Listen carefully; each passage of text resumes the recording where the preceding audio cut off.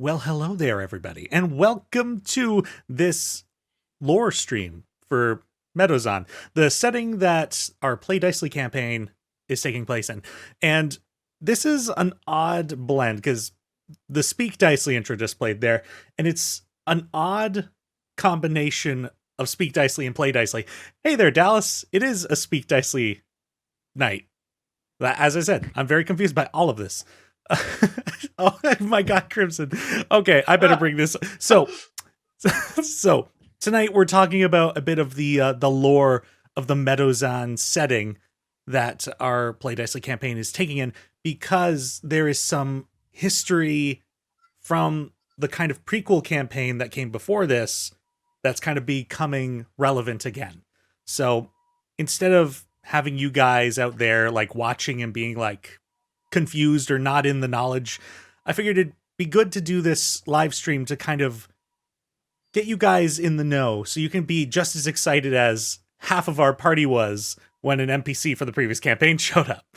So I'm going to bring it over to our crew here, and with me tonight, starting in the bottom left and moving clockwise, I've got Ryan Worthing, who is playing Gideon in the Play Dicely campaign. Above him, Adam Brewer, who's playing Abe. Logan Cracknell next to me here. I figured it out. And he is playing Azaria. And then two not playing in the Play Dicely campaign, but voices you have heard on the Speak Dicely podcast are Nick Casali, who is also the DM of the Onwards and Upwards series on the YouTube channel, and Jason Thomson. Fun guy to have around. He was a PC in the prequel campaign. And also a roommate of mine for like years. So, love you, Jason. My heart goes out to you too. So happy to have you all join me today. The rest of us aren't fun guys. Just Jason is a fun guy. Yeah. He's the only mushroom Purely here. business. That's Very right. serious. Oh, sorry. Hold on. Let me redo this. We've got Ryan Worthing, who is a fun guy. We've got Adam Brewer, who is a fun guy. I mean, I don't but you know, these are all fun just people. Me and Logan. Logan and I are fun guys. I get it. Yeah. I don't have enough time to call you fun guys. We get it, man. Whatever, corporate, whatever. Yeah, I get it. Yeah. Just a bunch of fun dudes. Yeah.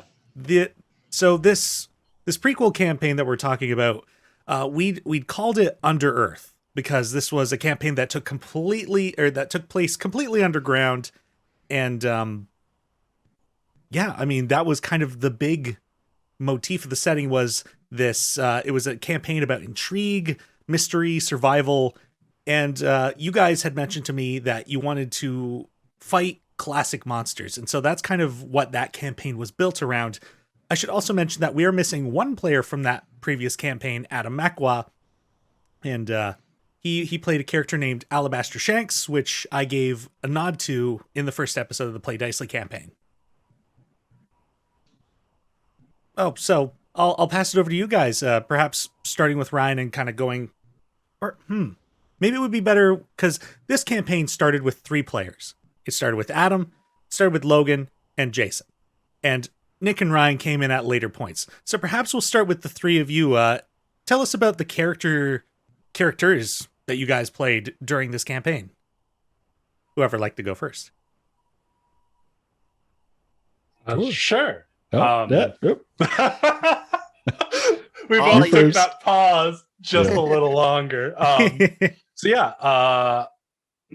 played 2 characters in the campaign, although one was just a very brief stint. The main character I played was a 14-year-old girl who had been cursed when she was about like 8 or so, to be incredibly smart, but she kind of just stopped aging. And as the campaign went on, we learned more about why that was the case. But what I knew starting out was my parents were part of a weird, freaky cult, and they decided to try and experiment on me, and it didn't work. And Adam, his character was my adoptive father. I think that's a good segue. Yeah. Or are you going to talk about your minor character? Oh, yeah. I could mention my minor one really quickly. Sure. The minor one was we had a brief period where a bunch of our characters were captured, and we had to play the team that would rescue them. And in that, I played a character named Ariel, who was kind of just the opposite of Saren. Saren is this really smart child. Ariel wasn't smart. They were like, street smart at best. And they're just like stabbing people in the back and taking their money. Someone to aspire to. My primary character was a human fighter named Arturos, who was sort of an older man. And he had sort of the wise old warrior type. And some stuff had happened in his past that caused him to have a very difficult stretch. And meeting Saren and taking care of her kind of caused him to get out of that. Yeah, I guess we'll talk about the process of all of our characters' growth later, so I don't need to touch on that too much. My rescue team hero was a half-orc war cleric named Garmal, who got knocked down like 6 times in one session. Or knocked out, I should say. But yeah. And if everyone knows, I tend to play silly characters in Dungeons and Dragons. And so my character is a goblin named TukTuk, but for the majority of the campaign was known as TukTuk the Explorer. Their story and backstory was all inspired by Dora the Explorer motifs. But by session 3, we revealed that, or we had come up with the idea that TukTuk the Explorer was actually insane. So TukTuk was a druid character and didn't actually have druidic powers. They got all of their abilities from a magical living ooze that was inside of a backpack. And so this backpack kind of graced TukTuk with all of this power, but at the expense of his sanity. Over the course of the campaign, I played 3 character sheets total, 2 of which represented TukTuk. After he had regained his sanity, it was revealed to be a ranger instead of a druid.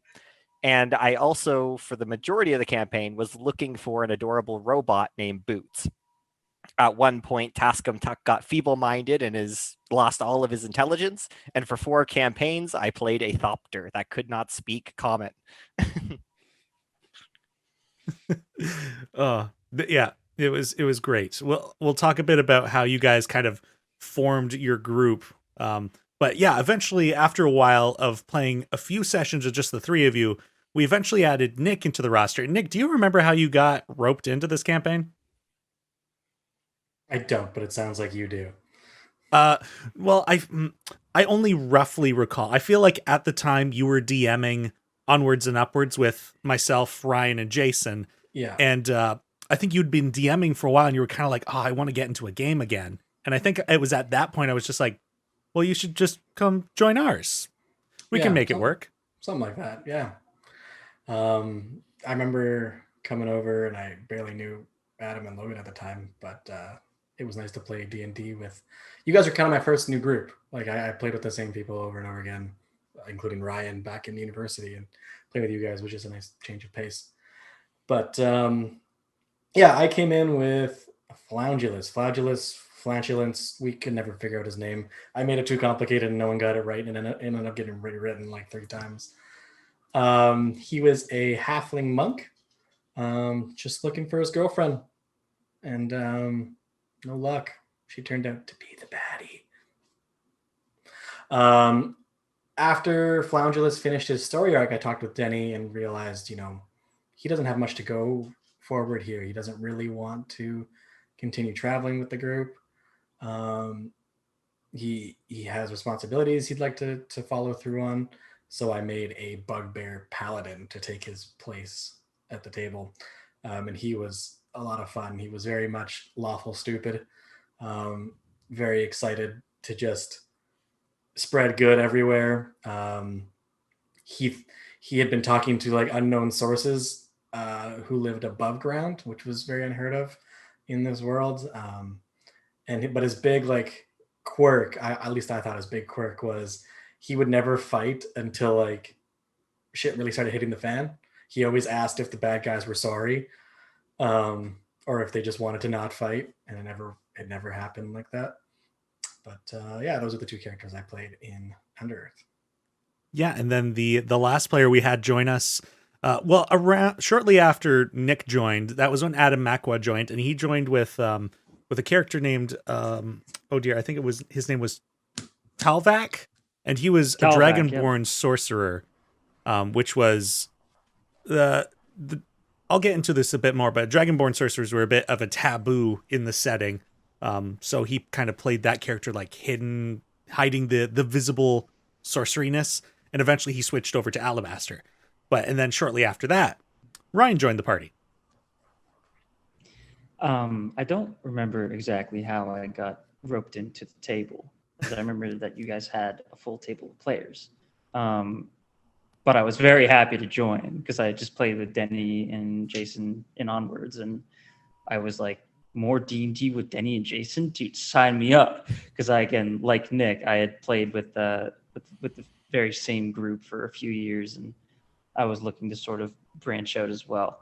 But my character I played was a inquisitive rogue named Miles Hume, and his sort of backstory was that he was a hired killer turned private investigator, and just before hopping in the campaign, he had a case that really messed him up. He was pursuing a serial killer that eventually found out about his family and threatened them, and then he ended up catching them and then basically brutally murdering them. And he's been sort of on the run ever since. And he's basically not disowned his family, but separated himself from his family. But he still wants to provide because he knows what he's good at, which is his sort of detective work. And I believe that the case that he solved prior to the game had a link to the thing that the players were currently working on, which was the pursuit of, what was his name? Zdask? Yeah, Zdask. Yeah. And that's how Miles got involved with the party, because he was looking for protection first and foremost. And you've got a bunch of magic users and big burly people. That's perfect protection, and Miles can help with whatever needs be. But Miles had a bit of a rocky start in the party, if I remember correctly. Yeah. Yeah, you almost killed. No, wait. Saren almost killed you. Well, right. Yeah, it was an unfortunate PvP moment, which normally I don't let happen at my tables, but I knew you guys would be able to handle it. And of course, with some interference, I prevented any unnecessary deaths. But and we'll talk about that a bit more too. But yeah, the addition of Ryan's character as like this private investigator was really great because, like I'd mentioned, this campaign was like intrigue, mystery, and not everybody really had set themselves up with characters completely bent on diving into the mystery. And with Ryan's addition, I was like, okay, I can really let this hidden aspect up to this point flourish now and like really surprise you guys. I loved it. It was great. Yeah. So the premise of this whole campaign, aside from that, to set it up, it was 250 years after this same event that has come up in the Play Dicely campaign called the Desolation, where the dragons took over the surface and basically civilization fled underground, and a wizard named Faye Applebutter basically sealed off the interior of the planet from the exterior so that the dragon armies couldn't pursue them. In addition to herself, there were two other heroes that had found this basically abandoned city underground that the campaign started at. And those heroes were a human warrior named Pascalis the Brave and the dwarf paladin named Kardrak Mithrocote, who just came to light in the recent Play Dicely episode. I haven't seen it yet. Spoilers. Huh. God dang it, Nick. Get caught up. Uh-oh. But yeah, so and after 250 years of this civilization's flourishing underground, living next to an abandoned city where basically civilization was like, we run in here, collect everything we need before we get caught by the entities living in it, come back out. It's where our campaign started. And Logan and Adam's characters were basically living together, parent and child, and the campaign kicked off with a goblin who shouldn't have been in the city suddenly being there and nobody being sure how they got in. So how do you guys remember that kind of those first few sessions going? Well, the thing I remember from the first like few sessions is scamming that store owner, which really just set Saren's character. It was like session 1, it was like I wanted to summon a familiar. Spent the entire session around this. And was like, can I just borrow this thing for like a minute? I'll give it back. And I did. And it took like an hour for the ritual to happen. And then another store owner had a broken focus. And I was like, let me just mend it and take this off of your hands. And then I was like, okay, Saren is just going to be a troublemaker. I remember TukTuk the Explorer's incomprehensible origin story at the time, because it was just like, how did he get here? I'm like, the power of friendship, because that's genuinely what he thought. TukTuk the Explorer was all about the power of friendship. I just walked up to people and was like, are you my friend? Which is absolutely hilarious. However, what had happened is I had actually burrowed from I made a small cave from my hometown into Starshire, the city. And I believe we had written it that it took me a month to make the tunnel prior to the campaign. Like I had just been insane tunneling for like a month, which was pretty silly.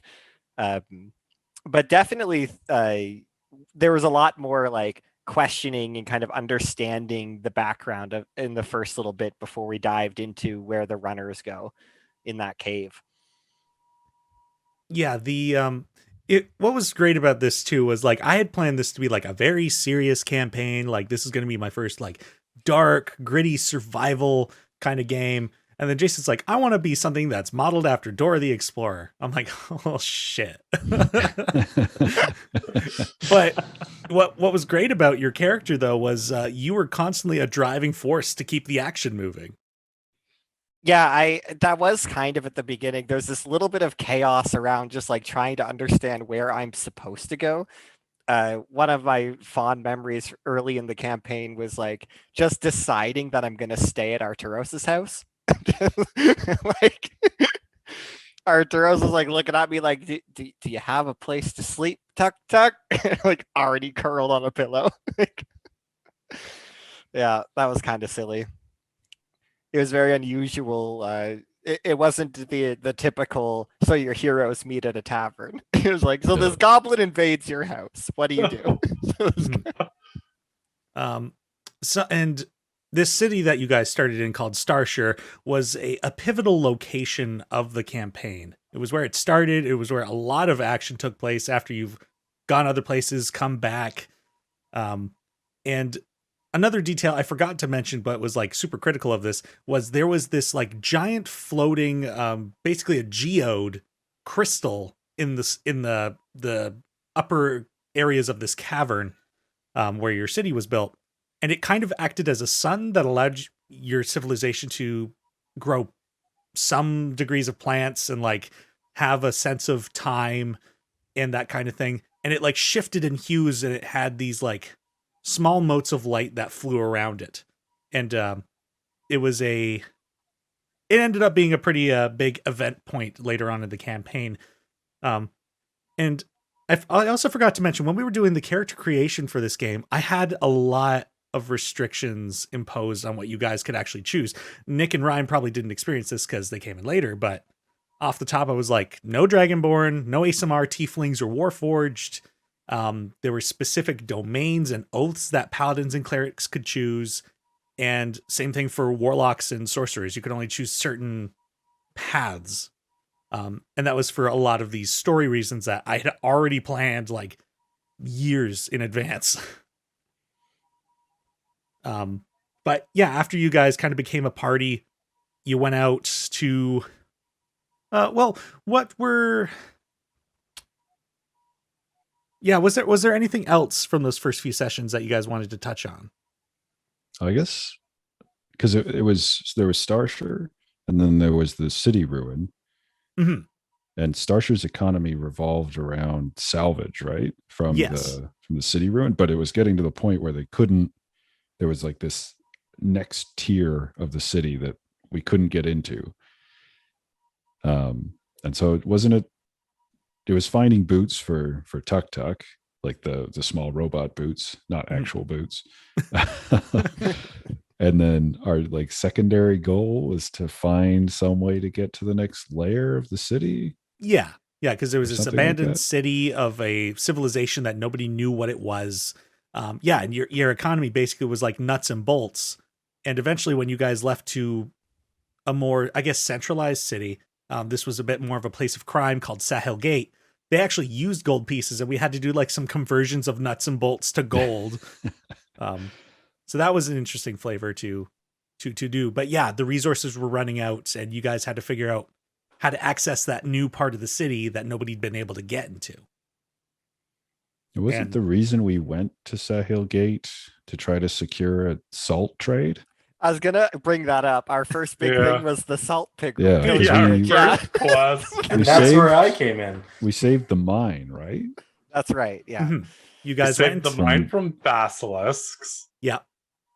and that was Yeah. where Saren found this crystal that told time. Like it was basically a shard of the giant crystal that was floating above. Oh, and then a patron started talking to you through that crystal. Yeah, so and that was the moment where I was like, maybe Saren is more chaotic neutral than chaotic good, as there was a jail cell in this place that the kobolds that were like in another jail cell were like, oh yeah, you can like, someone hid something in there. So I like used firebolt to open it up, crawl through this tiny hole, find all this loot, crawl out, and then so nobody knows that like anyone was in here, I just mend the broken lock. And I'm like, there's no proof of my crimes. You were a tiny tyrant. Yep. That's all I remember. The problem was, you know how every teenager thinks they're the smartest person in the room? Saren was the smartest person in the room, but had the maturity of a teenager.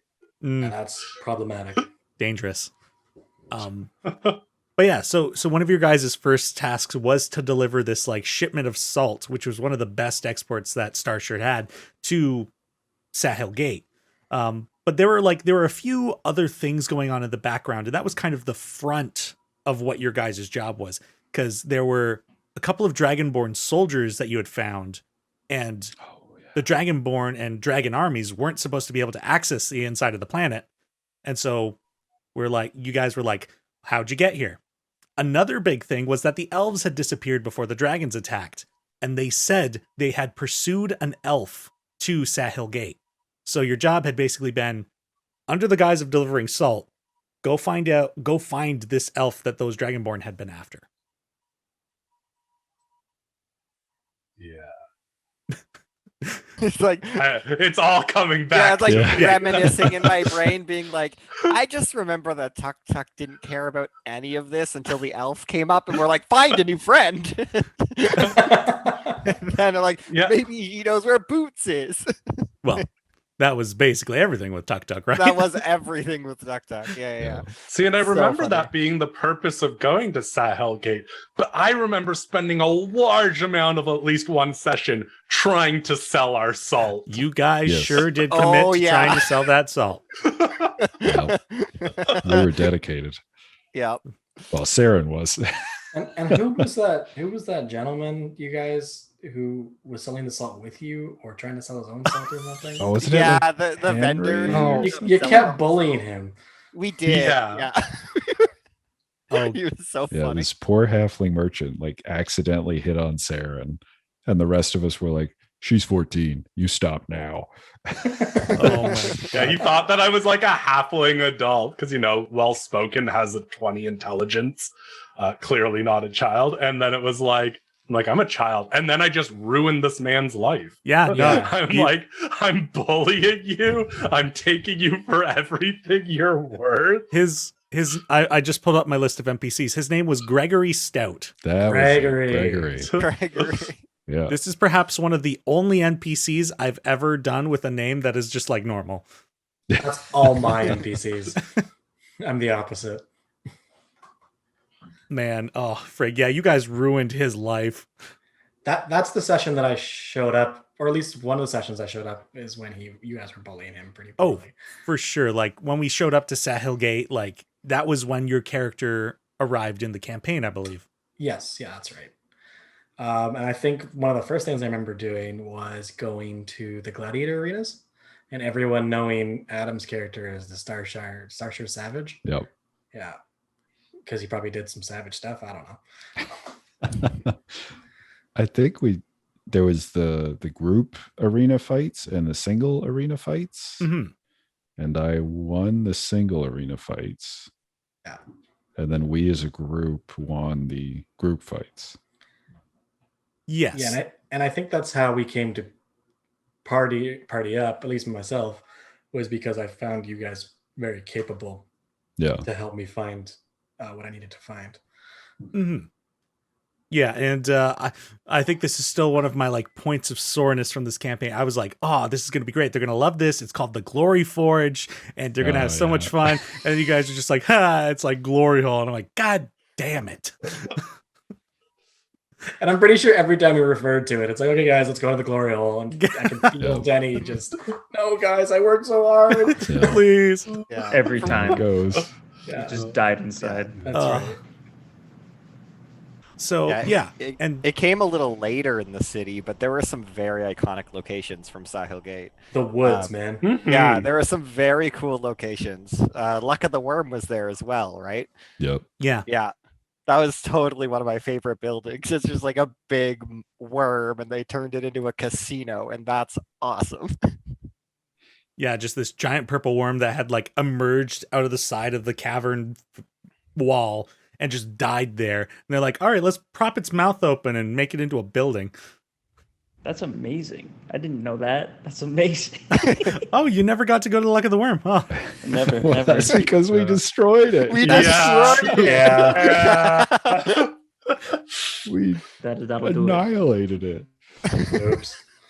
Yeah, there were a few interesting things in that city. Like you guys had mentioned, there was this like park grove kind of area that was just mushroom trees. With a really creepy guy in a tree. There was a guy that wore a mushroom hat, and his only purpose was to was the secret entrance for one of the gangs in the city. And if you gave him the password, he'd like show you where to go to get to the hideout. But otherwise, he was just all mumblings and crazy ramblings, and you had to know the password to get through him. Dallas, they were indeed a bunch of troublemakers. I wasn't. Ryan wasn't there yet. Save the world. Yeah, that's true. But yeah, I mean, otherwise, so there was the casino, there was that mushroom grove, down by the shoreline. Like, there's a race of underground dwarves that, oh dear, what are they called? They're like the fire dwarves. Azure, right? Cannon. Azure, yeah. Is it- And I reskinned them right, into you named- an actual race of dwarves as opposed to elementals called cannon dwarves. And they had a pretty big foot in the city, and they were known for like their dark steel forging and like making these steamboats that sailed on the seas underground. And Very I think cool. you guys ended up investigating some of their turf, trying to find what Floundulus was looking for. Yeah. Didn't we? Yeah, we did. We tried to get in there. break in somewhere. We got into the Cannondorf area, and did we steal a sword? I think you I might had have. one, Yeah. and then we Yeah. never used it. Yeah, it was like one of the swords of the dragons, of the ancient dragons, that we got from there, I'm pretty sure. Or was that later?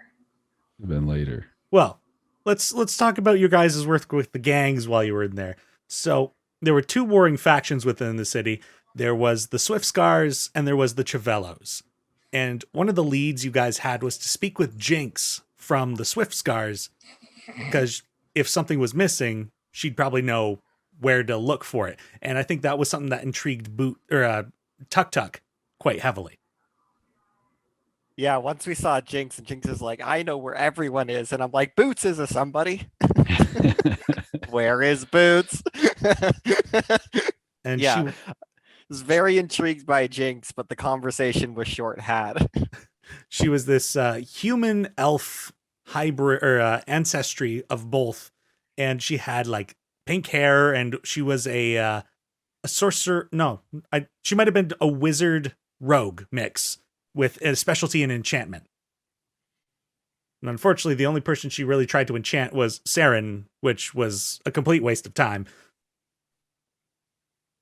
No one's enchanting the smart child. Yeah. So you guys got this job to go infiltrate the opposing base, the Chavellos, and they should have the elf you were looking for, as well as one of their own operatives they wanted you to rescue. Yeah. And that NPC ended up, well, their operative was an NPC tied to Jason's backstory. Digo. No, not Digo. It was Pilfer. Or was that? Oh, Pilfer. That was earlier in the campaign. Yes. Pilfer. I met both of them. Yeah. Okay. Yeah, you did end up meeting both of them. Okay. Pilfer was so funny. Pilfer was our. That was my Dora the Explorer motif of Swiper, where we had him have the same curse where you could just say "pilfer, no pilfering" 3 times and he'd vanish. I love how he just genuinely looked at you so afraid, like, no, please, no, not again, please. And you still did it to him every time you saw him. Yeah, that's what happens when you play an insane character. They just start doing things. But yeah, we didn't get to bring Pilfer back because I made him disappear. But I thought we brought him back and you made him disappear in front of them, which led to all our problems with the gang we were working with. Yep. Oh yeah, that's right. Yeah. That is what happened. Right. We made him disappear, and yeah, that Jinx was like, where did he go? Like, nobody knows. That rescue mission also had one of my favorite NPCs, the kid that just was Link. Yeah. Oh, yeah. Well, he was actually at the very beginning of the campaign too, because that was the joke being that Teni offhandedly made a joke about a bystander in the shop, but I chased after him. Poor kid. Yeah, just some kid in a green tunic was smashing pots and then booked it when the store owner was giving him heck. And Jason's like, I pursue, and I'm like, no, he's becoming a real thing. He was just supposed to be a vandal. Yeah. And so, yeah. And this kid ended up, he's got a name and everything. His name is Gabby. He's got blonde hair and a green tunic. And when you guys were taking the salt to Sahil Gate, he stowed away invisibly in one of the barrels. And once you arrived and started unloading those barrels, he leapt out and ran through the city. And you guys pursued the invisible child, not knowing who it was. And he came back when you stormed that Chavello base, and TukTuk and him basically had a one-on-one struggle. And while the rest of the party was fighting the Savager and almost getting killed. The Savager being a creature from, oh dear, what is the publisher called? Kobold Press. Tome of Beasts. Yes, the Tome of Beasts. It's this like beaver, bear, porcupine hybrid. Forgot about that. Yeah, I try to only remember the happy moments, like when I fireballed that room full of all the guards in that base. That's my most memorable moment of Saren, is when you turned a room into an oven. Yeah, you incinerated an encounter.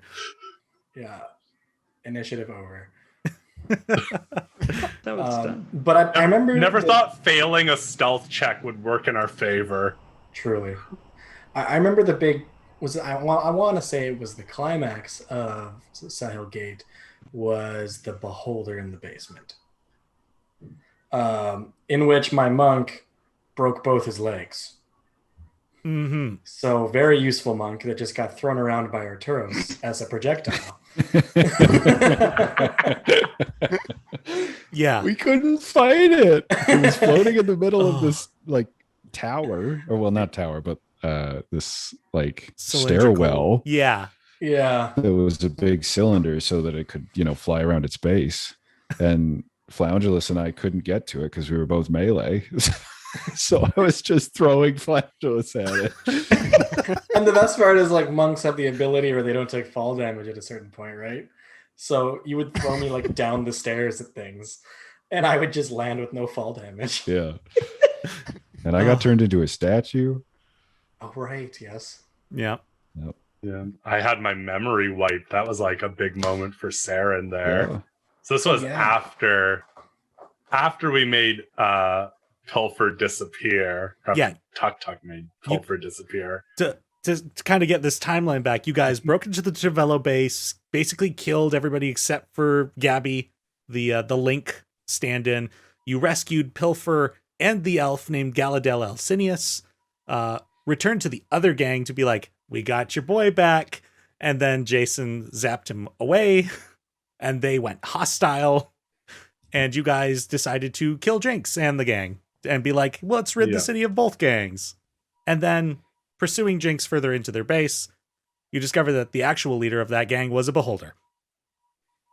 Ooh, and correct me if I'm wrong, you intended to be a useful NPC for us. I intended the beholder to be an ally. Whoops. Yeah. Players, am I right? Yeah. Player. All that we're learning is players will not accept monsters as allies. This single instance of breaking into Luck of the Worm and trying to rid this gang extended the campaign by like 3 sessions, I'm pretty sure. Yep. Yeah. It was long, and I remember at the end of it too, just being like, I have nothing. I have no abilities. I have no slots. Like, this has gone on forever. That means it's a good fight. It was. It was an excellent. Yeah. That we It's lost. like we lost. We went in, got captured, and then that's when we had to play the new characters for a bunch of us. Yeah, because TukTuk was the only one who got away. Yeah, it was. Yeah, that was a very memorable moment for me, where the rest of the people got captured, and TukTuk was like so afraid, and just happened to slip away. And then TukTuk's like, so TukTuk goes to a tavern to try to recruit a group of heroes to bring back the other heroes. Yeah. Yeah, Um, just runs into there. I'm looking for friends. My other friends are captured. And Yeah. it worked. And that's where we got Ariel, Talvac by Adam Makwa. Adam, what was your character's name again? Garmal. Garmal. And Nick, I think you didn't end up making a second character. I think you were missing a couple sessions at that point. I missed the capture session and I came back after. Right. Yeah. Mm-hmm. Yeah. So this is all. So you guys recruited these characters. Basically, it was just TukTuk and Galadel the elf who were hiding out in an inn, found some friends, and we're like, okay, we're gonna storm this base a second time and save our friends. This was perhaps one of 2 situations where character death happened in the campaign, and it kind of happened off screen. It was you guys found a secret path into the base through basically the shipyard. Logan's new character, we discovered that you can't non-lethally attack with a ranged weapon, so you killed a changeling that was going to be a helpful ally as well. And upon killing him, threw his body in a burning barrel. You guys broke back in. You saved your previous crew. Everybody except for Garmal got out. And you then went in a third time to be like, no, fuck this beholder. But when you went in the third time, I was like, no. He's like, this is it. They keep breaking in. I'm leaving. But Saren had also convinced some of the people. Somehow the Cannon Dwarfs had been convinced that the beholder was the one who was trying to like do something to them. Or no, it was that they were responsible or something. Yeah, I did some sort of. I convinced one side that the other side. I think the gang was like selling stuff to the Cannon Dwarves. Well, yeah, the gang was selling. We're going to sell you guys to the Cannon Dwarves as slaves. Yeah, Right. And I think I think what had happened was you guys ended up persuading them they were trying to cheat them, the Canon Dwarves that being. Yeah, so tensions started to arise between those two factions, which later ended up resulting in an attack on the city of Sahelgate by Canon Dwarves. Oh, I missed that. I wasn't there for that session. That No, was I don't think you were. that was No, I missed like Miles's 2 in a Batman row. Yeah, session. that was Miles' session, right? Yeah. My Batman session. Yeah, you like. I mean, we're jumping around a bit, but I remember that. Yeah. you like narratively took out like 50 cannon dwarfs on your way to your house to protect your family. Oh, that's right. And then you ran into Ariel, who Logan was not playing anymore at the time. That's right. Yeah. Yeah. That was a little bit after his introduction, I believe. Oh yeah, Yeah. that was his introduction. like I said, we're jumping around a bit, but Yeah. Miles had a couple of moments in the campaign where he was responsible for a lot of death at one moment. One we'll talk about near the end of the campaign, which was sort of a team effort, but it was very cool. One of the coolest things I've ever done in D&D, that's for sure. Yeah, and so you guys basically went into that base a third time and found that the Beholder had left, and so you basically just looted the place, and that's where Adam found a cursed sword. And can you remind me of the name of that sword? yeah, it was the Sword of Pascalis, which is the name of one of the yeah. 3 heroes that discovered the civilization underground. That when you reset it at the beginning of this this talk, I suddenly realized that it belonged to the First Brave. Yeah. Yeah, Wow. My That's genius is 3 not years recognized. after that. There's no bounds. There's too All much coming lore to keep together. up. Wait, is this the sword that like was not as good as we This think it was was? the turn Arturos into a T-1000 sword. Oh, that was great. Yeah. What an amazing sword. That's definitely one of the most memorable moments of the campaign for me, which also served as the breaking point for TukTuk the Explorer. All right. Yeah. So we'll fast forward to get to that point then. So yeah, you guys found that the Beholder had left, and you're like, okay, the city should be fine on its own. You found somebody to sell the salt to, and the whole crew of you went back to Starshire. And it was at that point that Miles came into the campaign. Because Yeah. you had found the way in, that there was a secret entrance that was used by a kind of this rogues guild within Starshire. And you infiltrated the city that way. Yeah. And you and I had a Facebook one-on-one session where I was like, what do you do? Roll a dice for me. And we just did it over Facebook, just a text chat. Yeah. Nice. Good old fashioned over text RP. Yeah. Playing some Oregon Trail here. Yeah. Zork. We found the secret passage, and it led to like an area of the city that was like closed off, if I remember correctly. An area of Starshire, and there were half elves there, if I remember correctly. Yeah, because we explored a bit of a theme of a prejudice in this campaign, and because the elves kind of abandoned civilization before the dragons attacked, there was a lot of prejudice towards people of elven descent, and so in Starshire they were kind of sequestered to a certain area of the city, these kind of slums. Yeah, and if I remember correctly, Miles knew how to speak Elven. Yeah. And met an NPC that would become very important to the party called Haffy in that area of the city, whom he would offer to teach the Elven language after everything was said and done. But yeah, basically the session he was introduced, he snuck into that area and then made his way to the like the main area of the city where everybody else was. He could make it through. He was a human. And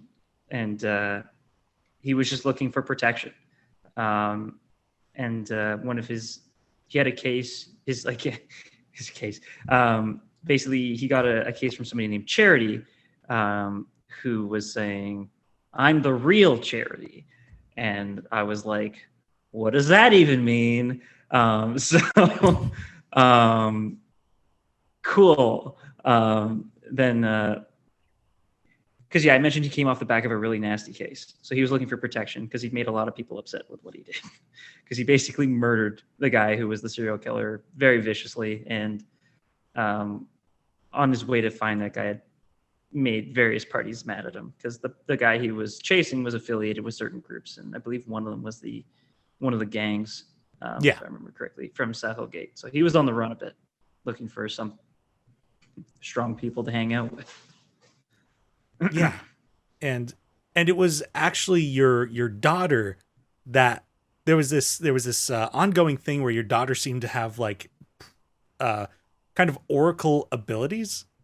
Like she could see into the future, or she could sense something was wrong, and she told you to go speak with this elf who had a job for you. She like drew you a picture and was like, "This, you got to go talk to this lady. She's sad." Yeah, Miles had a family, and they were very interesting. His wife is like a master architect.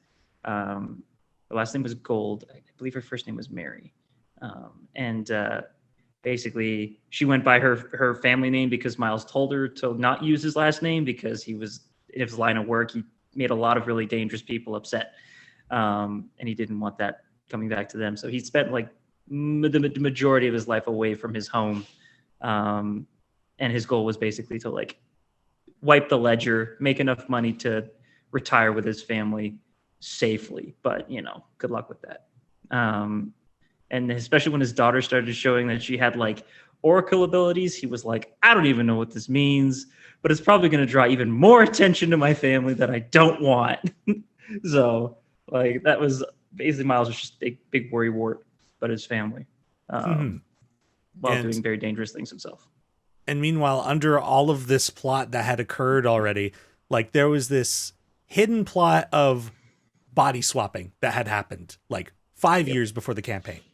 And that's basically what was coming to light with the introduction of Miles.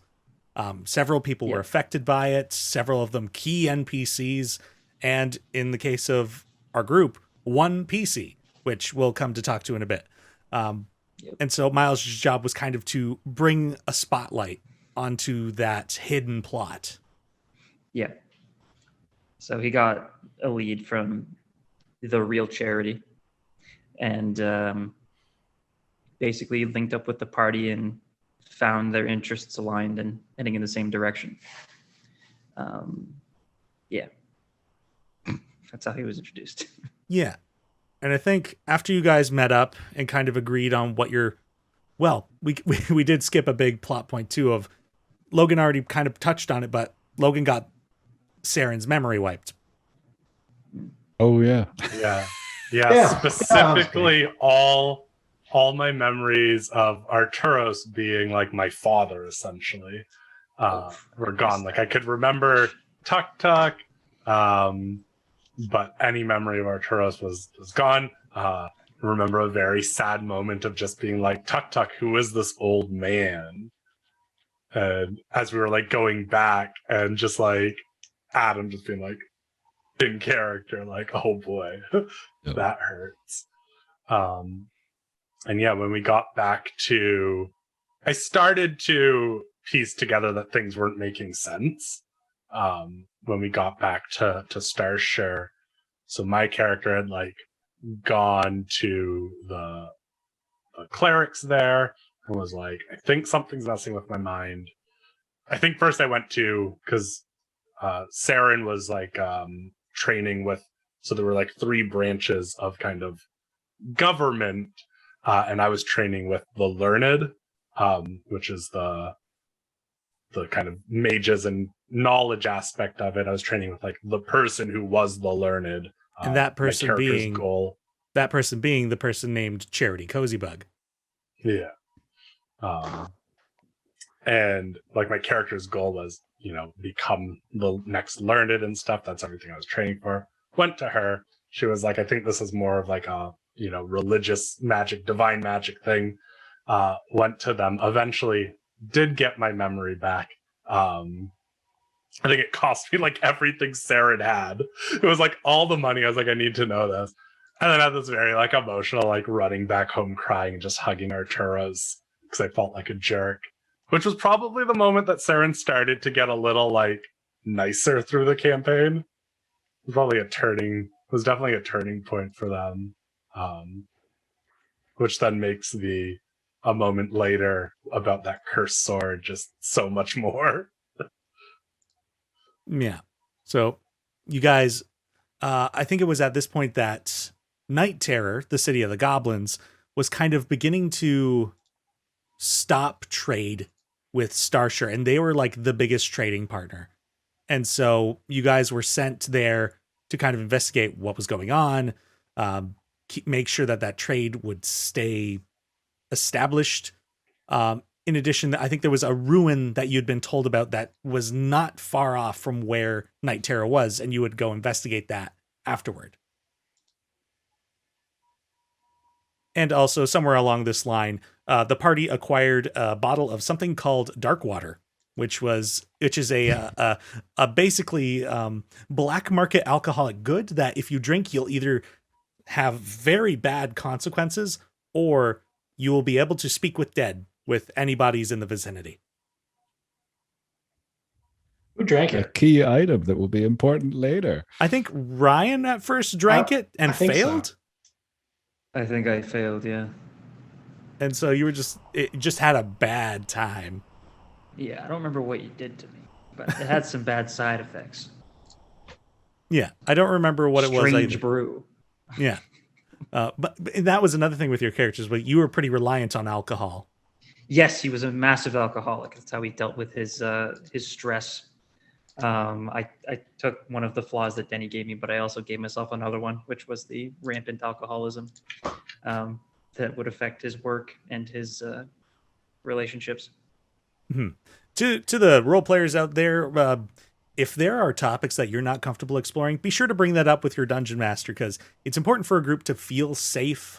And if like somebody's going to explore a theme that might make somebody else in your party uncomfortable, like bring that up and try and find that even ground. If something's off limits for a player, just don't go there.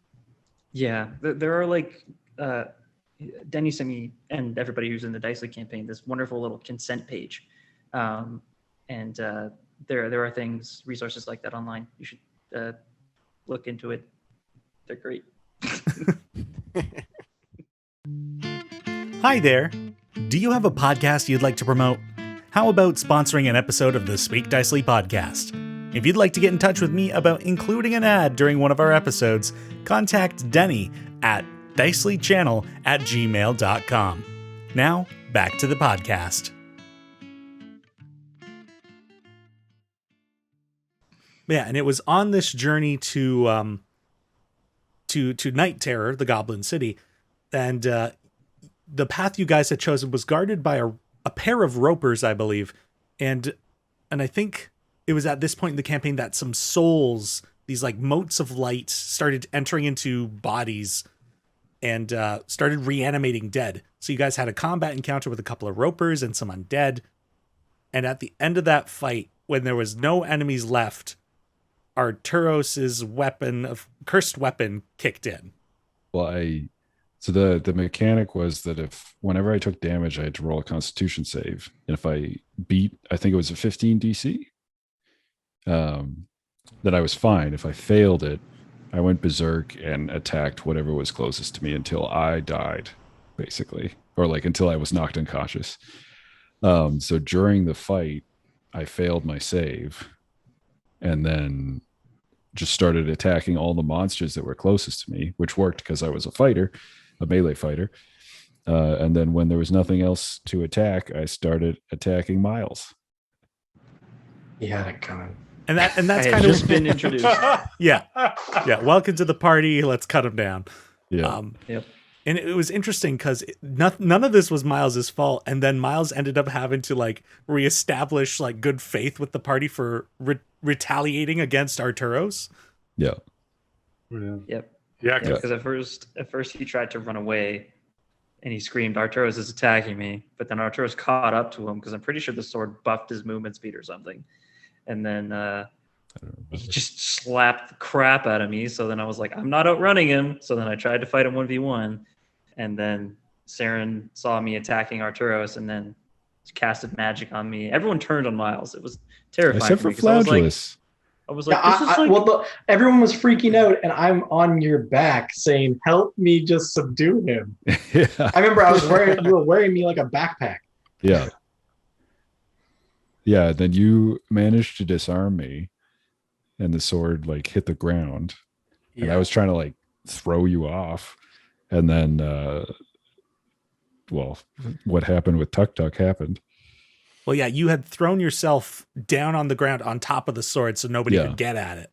Yeah. And then Because that was one of the curses. Yeah.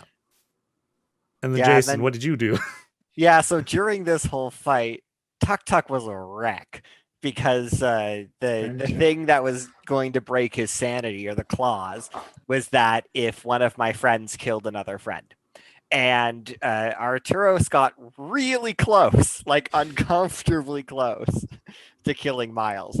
And as the fight was going on, I spent 3 turns just like confirming that it was basically going to happen. So the nature of the kind of living oil that was coming out of my backpack previously had looked like mechanical and sharp. Like when stuff came out of my backpack, the joke was that it was like robotic or mechanical style arms. But this had been the first time in the campaign where it had revealed that it was a liquid, because TukTuk was like losing control of it.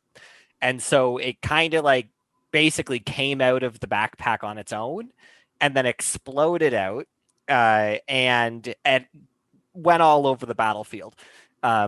It pinned Arturos to the ground. It dissolved the sword. I think it pinned Miles to the ground too. But I picture Saren down to me, but it probably messed me up too. Well, it was suffocating Arturos. Yeah. Like I was rolling saves to try to not lose my life. Yeah, basically what was previously like just TukTuk's magic backpack seemingly exploded with this metallic ooze. And then after a brief moment of losing air, TukTuk regained his sanity. And didn't really understand why everyone was calling him TukTuk, and started forming his more recent memories as the battle had stopped. It was pretty neat. Like the 3 turns was the first time that I had to play some sort of like duality mental struggle while there's a combat going on. It felt like a very strange 6 seconds each time it came to my turn, as I'm like, the rest of the party's fighting. What are you doing? I'm reeling my head. I'm rolling around in a little goblin ball. And it was so funny that way. So Pishy is asking, was the goo in TukTuk's bag an ooze? It was technically a legendary item. Yeah, I forget we did end up giving the ooze a scientific name. TukTuk never referred to it as that name because he had gone insane prior to knowing what it was. Mm-hmm. But for all intents and purposes, he called it the living ore. However, while he was insane and while it was in his backpack, he never explained to the rest of the party what it was. And so whenever someone asked him how his backpack worked, he went on this huge ramble of like, oh, well, all I did is I spin this wibbly knob and then all these magical things come out and look what I could do. And I'm like, I would do things. And that was his kind of insane facade to get away from explaining what it actually was. Yeah, the scientific name we ended up calling it was called Arganvolutium, which any eagle-eyed listeners out there, you can piece some things together. Yeah, if it comes up in the next campaign, y'all characters meta-wise, you'll probably want to stay away with it. Does some funny things to your brain, see?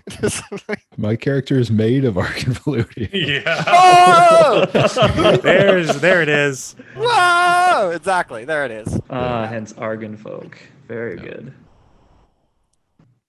Oh, it's very much like a mercury poisoning kind of thing. Yeah. Oh it was. But yeah, it's funny because, of course, that was the point at which my comedy act changed into a more serious route. The power of friendship was replaced with precision, skill, and expertise as his catchphrase. Yep. Yeah. Every time he said it, it felt like I was being stabbed in the heart. Yeah, we grew very attached to TukTuk. He was like our insane dog, and we loved him. Well, we'll get there, Pishy. Pishy's asking if the builders of the Argan folk are like Mad Hatters. So, yeah, I mean, how did we got a couple of inputs there? But how did everybody feel about like TukTuk essentially died and got replaced with somebody else? How did that affect everybody? I was like, because I was new to the game, I didn't know what was going on. I was just very confused. I was like, I came here expecting Dora the Explorer, and I got my share of it. But like, now it's, I respect the grind, you know, skills, expertise, precision. I respect it. You know, I don't know who this character is, but they're pretty cool.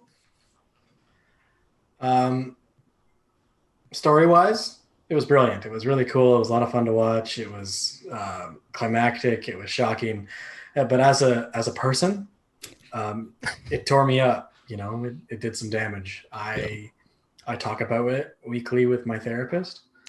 I lost a friend that day. Oh my God. Yeah. Yeah, I thought it was story-wise was amazing as well, but again, I didn't know what was going on. Yeah, story-wise, it was such a cool moment. I think for Saren, it's like Tascam, you know, skills, expertise, and precision should absolutely be the person of the two that she would be more friends with. But like losing TukTuk after everything, like I think it took a while to want to even open up to this new person. I was like I'm pretty sure for a while I still called you TukTuk and had to like correct myself. And she was just like, you know, you've lived with us, you know. How dare you ate stood where he stood. beetles. Yeah, who are you? I'm pretty sure we all would reference the power of friendship and then look at Tascam to see if it did anything. It's true, yeah. That did happen a couple times. We were yeah. hoping it would like reignite his insanity. Yeah. Like, can you do it with the power of friendship? Be like a Jim at the camera look. Yeah, TukTuk is sitting there like, what do you mean? No, that's stupid. Yeah. Friendship doesn't save you from monsters. What the? Friendship isn't a skill. Oh, funny. Yeah, heartbreaking, really. So eventually the party took on this new party member, and you carried on to Night Terror, where you discovered that basically non-goblins were going to be unwelcome in the city. And there was some magic that you guys used. Some seeming was cast to basically make everybody look like goblins. I'm pretty sure Arturos was just a giant goblin. Yeah, because it only affects your height by a foot. Yeah. So I was like a 5 foot tall goblin. Yeah. Yeah. But you guys did also have an ally within the city, with an NPC named Puffin. Yeah, Jason had a few allies. Who were your allies from that city, Jason? Not all of them were there by the campaign start, but yeah. So my hometown was Night Terror, and the kind of origin story of what sparked TukTuk's insanity included an attack on the people that were around me experimenting on this ore. And so I was with a group. So there was Puffin, Raxar, and Digo. And Digo was, I believe we flavored it as my cousin, similar to Dora and Digo's relationship. Yeah. Or Dora and Diego's relationship. Diego's, yeah. Yeah. And so Raxar was found to be dead after the incident where basically I went on a rampage and then started digging a tunnel in a direction. And then because of that, when I had regained my sanity, I was very concerned about going into Night Terror. But thankfully, Puffin, who was an old friend, was there, who was just worried about TukTuk's mental state, and was just like trying to make sure that everything was okay. by the time I was discovered inside of Night Terror. But I had never like paid for any consequences to my crimes. I just kind of like went violent and ran away. And so there was a bit of fuss around that as well. But Puffin knew a bit of magics, didn't they? I think? They were a geomancer. Yeah, they were a geomancer. That's right. Yeah, and so that was part of like Tascam Tuck's story of creating wonky inventions, including his backpack and some other things, had included help from Puffin. Mm-hmm. You also had one other ally that you didn't know the fate of, named Grenzo. Oh, that's right. Yes. Yeah. But yeah, so you guys went to figure out what was going on within the city, and it turned out that Digo had allied himself with Zdask, which at this point you guys had known was the leader of the Chavello gang back in Sahel Gate. The same group that the Swiftscars had sent you to eliminate, and the leader wasn't there when you did that. And I'd started planting the seeds of who the identity of this person. And I don't exactly remember how the entirety of Night Terror played out, but you guys like fought Digo and his mutated dog moles in the equivalent of the city's city hall, and then went into the mine because that was where Digo had told you Zdask had set up like a secret base. Yeah. But we managed to get Puffin put in charge. That did eventually happen. Yeah, that was after the entire situation. Oh, that was after the mine? Oh, okay. Yeah, I think after. Yeah, because what happened is I was adamant about not killing Digo, but I just wanted to sit in his chair for a bit. So, because he ruled over Night Terror on a throne that was larger than him, like larger than life for a goblin. Oh my gosh. I remember I gave him such a stupid voice too. He's like, I was gonna say Digo. that's the one thing I loved about Digo. I'm the mayor of this city. The mayor. Tascam, you have returned. So funny. But yeah, basically, like after we had kind of defeated him in the end, he was willing to just give us the information we asked for, right? And then we were like, we'll deal with you later. We have to deal with this other situation. Well, you guys ended up like tying him up and like bringing him into the mine with you. Oh, that's right. Yeah. I forgot about that. That he ended was up coming complaining with the whole us. time. He was complaining the whole time. That's right. Yeah. Yeah, because like you guys had basically like tied him up and like held him hostage as you walked through the city. And he was like, to the guards that were around, is just like, if I don't come back out, kill anybody who exits this mine.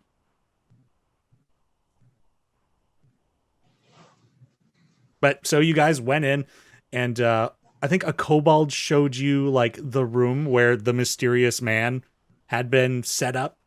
And I remember this so great because this was like, it was like things falling exactly into place as I'd expected it. You guys found the room where Zdask apparently had an office or something. You opened the door, and this man with a wide brim hat and a dark trench coat sat at the table. I think it was Miles, was like, knife, throw. And then the knife just like goes through the thing and just into the back of the chair. And I'm just like, the illusion speaks to you. That was awesome. I remember that. Yep. Was this the same mine where we found all the prisoners and where I found a Mag person I was looking for? Yeah, this is all part of that same dungeon. That's right. So the illusion basically was just like, you shouldn't be here, and then dissipated. You guys searched the room, found a secret pathway, went down, and of course had Digo lead the way because you didn't know what was ahead. Eventually coming to just an awfully dismal place. Digo kind of stayed behind. There were like experimented goblins down here that were just kind of mutated and messed with. And you guys kind of fought, or not even fought, but like steered clear of them and tried to like avoid them. You found a bunch of people who had been kidnapped, including Nicholas's NPC there. Eshni's. Eshni's. Yes. And then carried on. I think you actually set her loose, and she was like, no, I want revenge on this guy. Because she had tried to ally with him because she wanted revenge on basically society for turning their backs on the Dragonborns that helped everybody get away.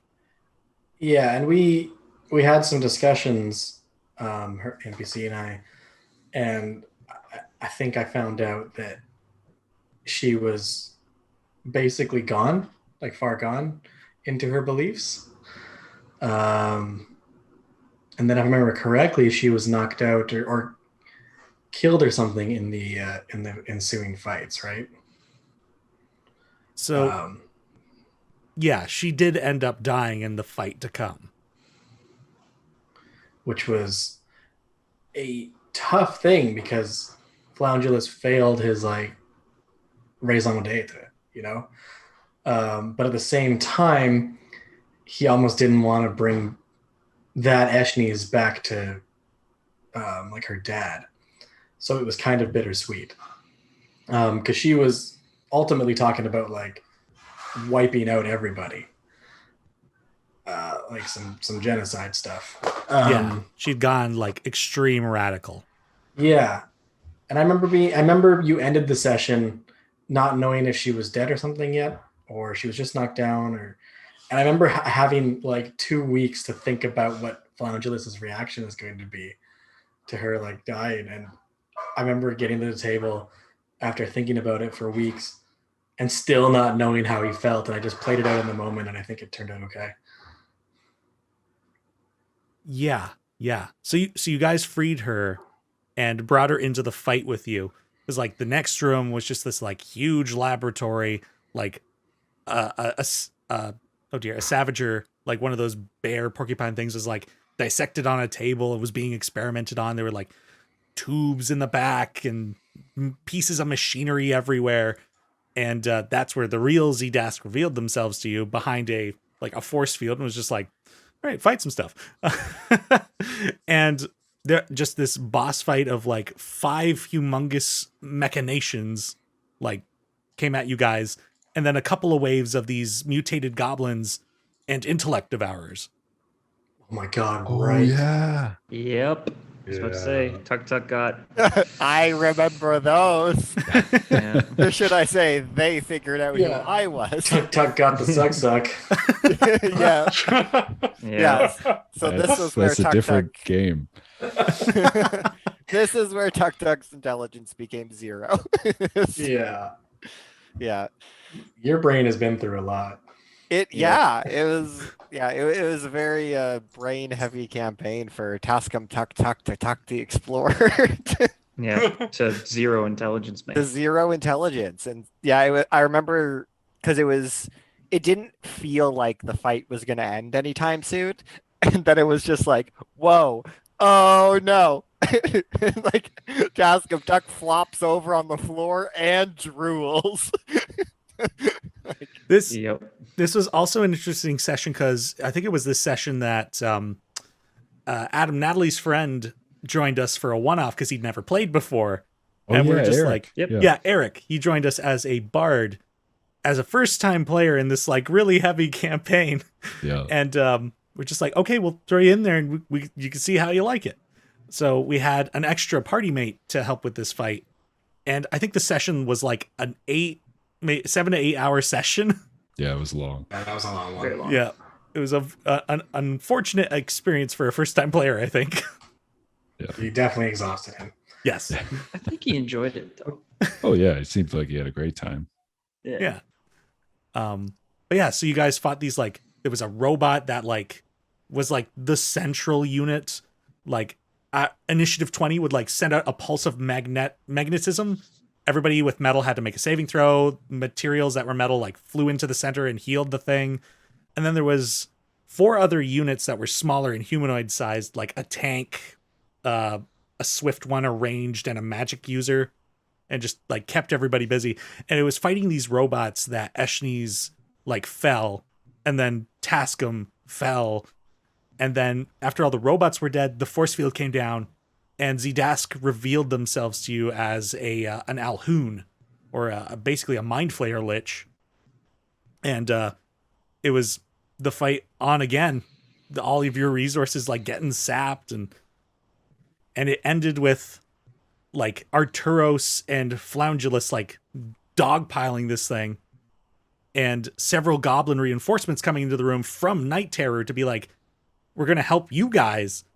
And then Zdask like blasted the room with psionic energy, exploded a few heads, and then just phased out.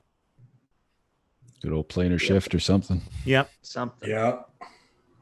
Yeah. And he almost disintegrated me, but Saren counterspelled it. Yep. I Yeah, that had would've like been exactly awful. 39 health Yeah. and I failed think the save. my favorite part of that is because I think we got a level up at the end of that, which got me to the point to learn Disintegrate. Yeah. Yeah. I gotta just learned it from this undead lich. This seems like Elephant fun. thing. Yeah, that seems like good magic for me.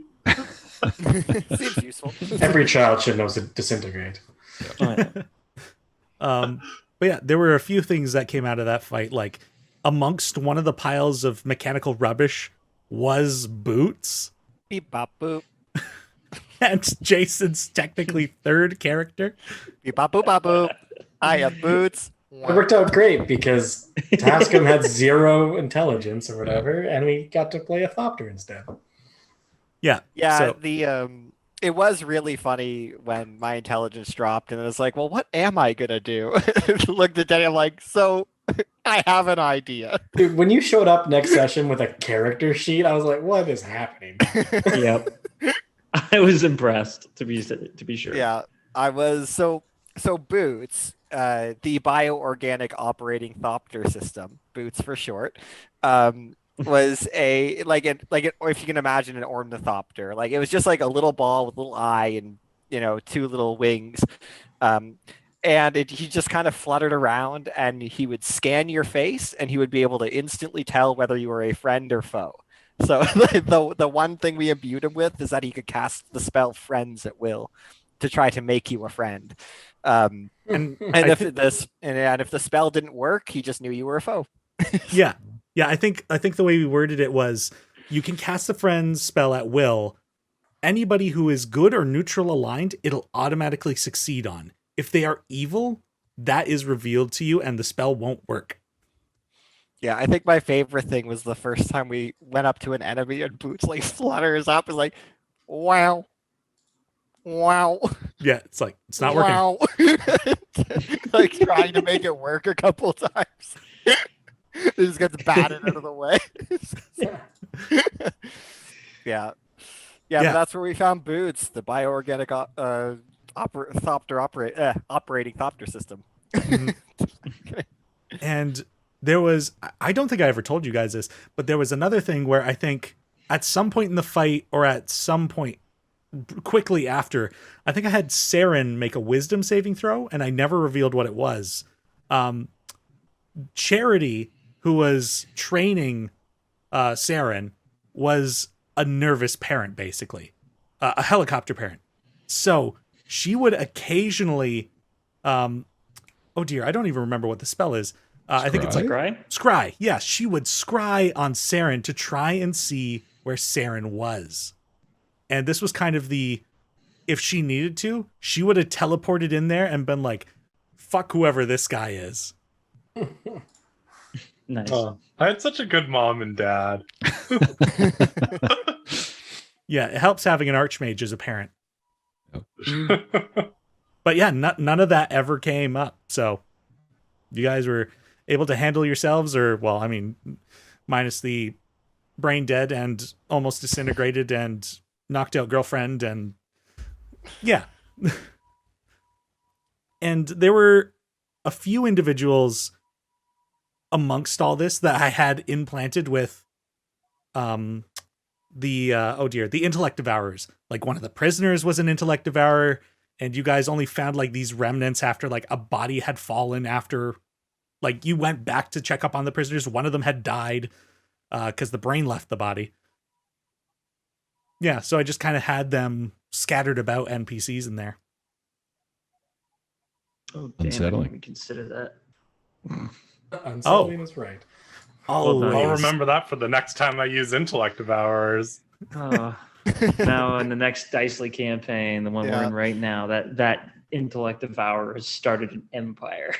That one that got away. We joke, but It's possible. We're going to go to a town and every person is going to be an Intellect Devourer. Oh my god. That sounds awful. it That's does some seem like we're in a Lovecraft creepy, stuff weird there, town dude. right now. So But yeah, so you guys kind of cleaned up the situation. Gideon took his hat of disguise, which he'd kind of discarded.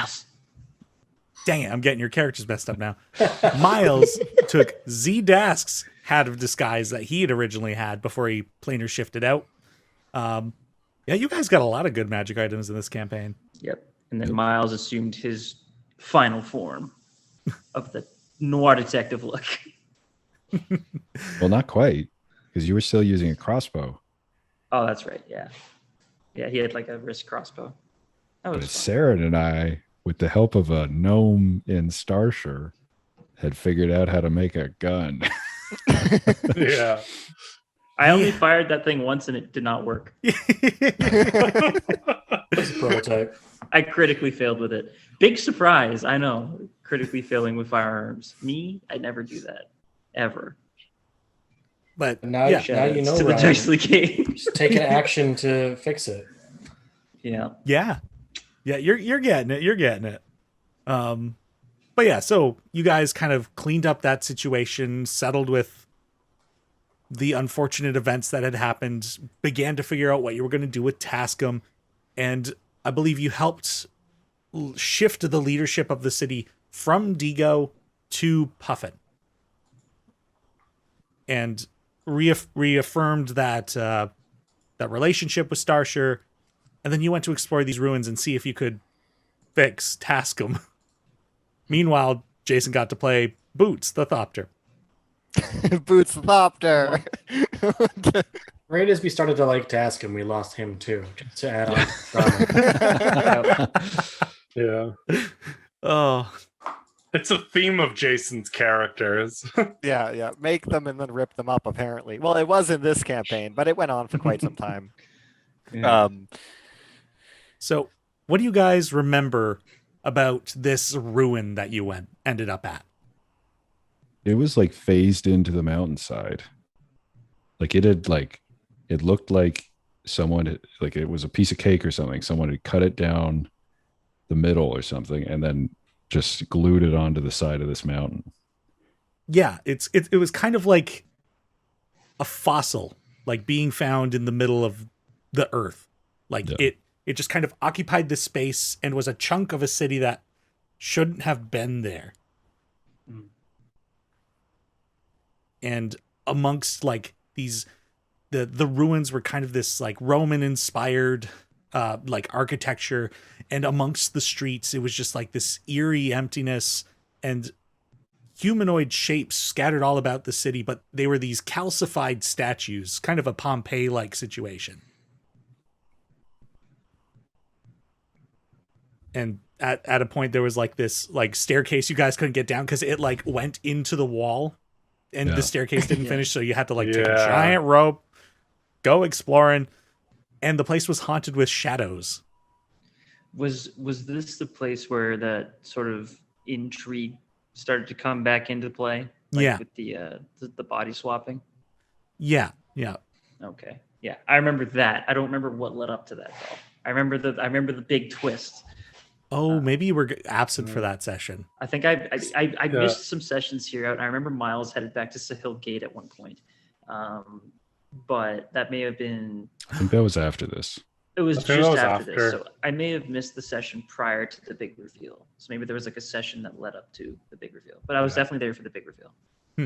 See, and I missed the big reveal, but I was there the session before. So I remember I can't remember, did we see the ghostly figure before the big fight in this area or after? There you met up with him before the fight. Now we're Yeah, being so incredibly it's- vague. So yeah, you guys like wandered into the city, and in like this kind of central hub, at least what felt like a fountain or something, was the ghost of Kardrak Mithrocote, who you guys also knew was the leader of the devout sect in Starshire currently. And last you saw him, he was alive. Yep. Yep. Yep. That I remember. And then we all did some wacky drugs, and ended up in a foggy stadium. And yep, that's what I remember. Yeah, there was like a Wait, puzzle and a fight you yeah. guys had to solve to like restore power to the section of the city. The You got to go puzzle into this. took us a long time. Way Yeah, too terrible long. at puzzles. So long. I am so bad The at fight D&D on puzzles. yeah. The fight, on the other hand, got very quickly finished by a disintegrate. Yep. Yeah. So you guys got to go into the stadium, and it turned out like this ruin had been the place. Like Arturos had this event happen in his past. A lot of his memories got wiped, and it was this place where that event had occurred. And going into the stadium, like it filled with mist, and Miles and Arturos, the two of you ended up going into the mist and together and seeing one vision. Oh, we've lost Jason, and he's just his picture now. And the rest of you were taken to like a different area of the stadium, and this like person made out of clouds kind of showed up to you and kind of filled you in on the history of this civilization belonging to a people called the Alumbrites. Mhm. And for I remember there. Yeah. I remember there was like I think we all entered the mist simultaneously, but for some reason Arturos and I were split off. Like we ended up together, and then the other people ended up together or separated. Like, but Arturos and I were linked for some reason. Mhm. Yeah, and I kept that reason away from you guys for quite some time. That's right. But yeah, so a lot of the information about the Alumbrites has come up in the Play Dicely campaign. So if you want to know more about that, check out Play Dicely. But what Arturos and Miles got to see was the events of Arturos' past that caused him to lose his memory, and this horrible event that happened to him. Do you guys kind of want to talk about what you remember of that?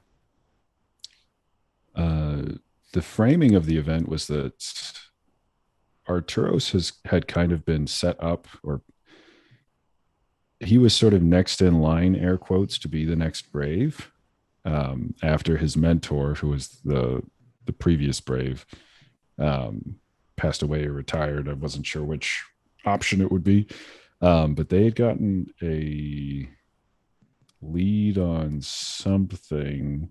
Maybe it was the way into the next level of the city that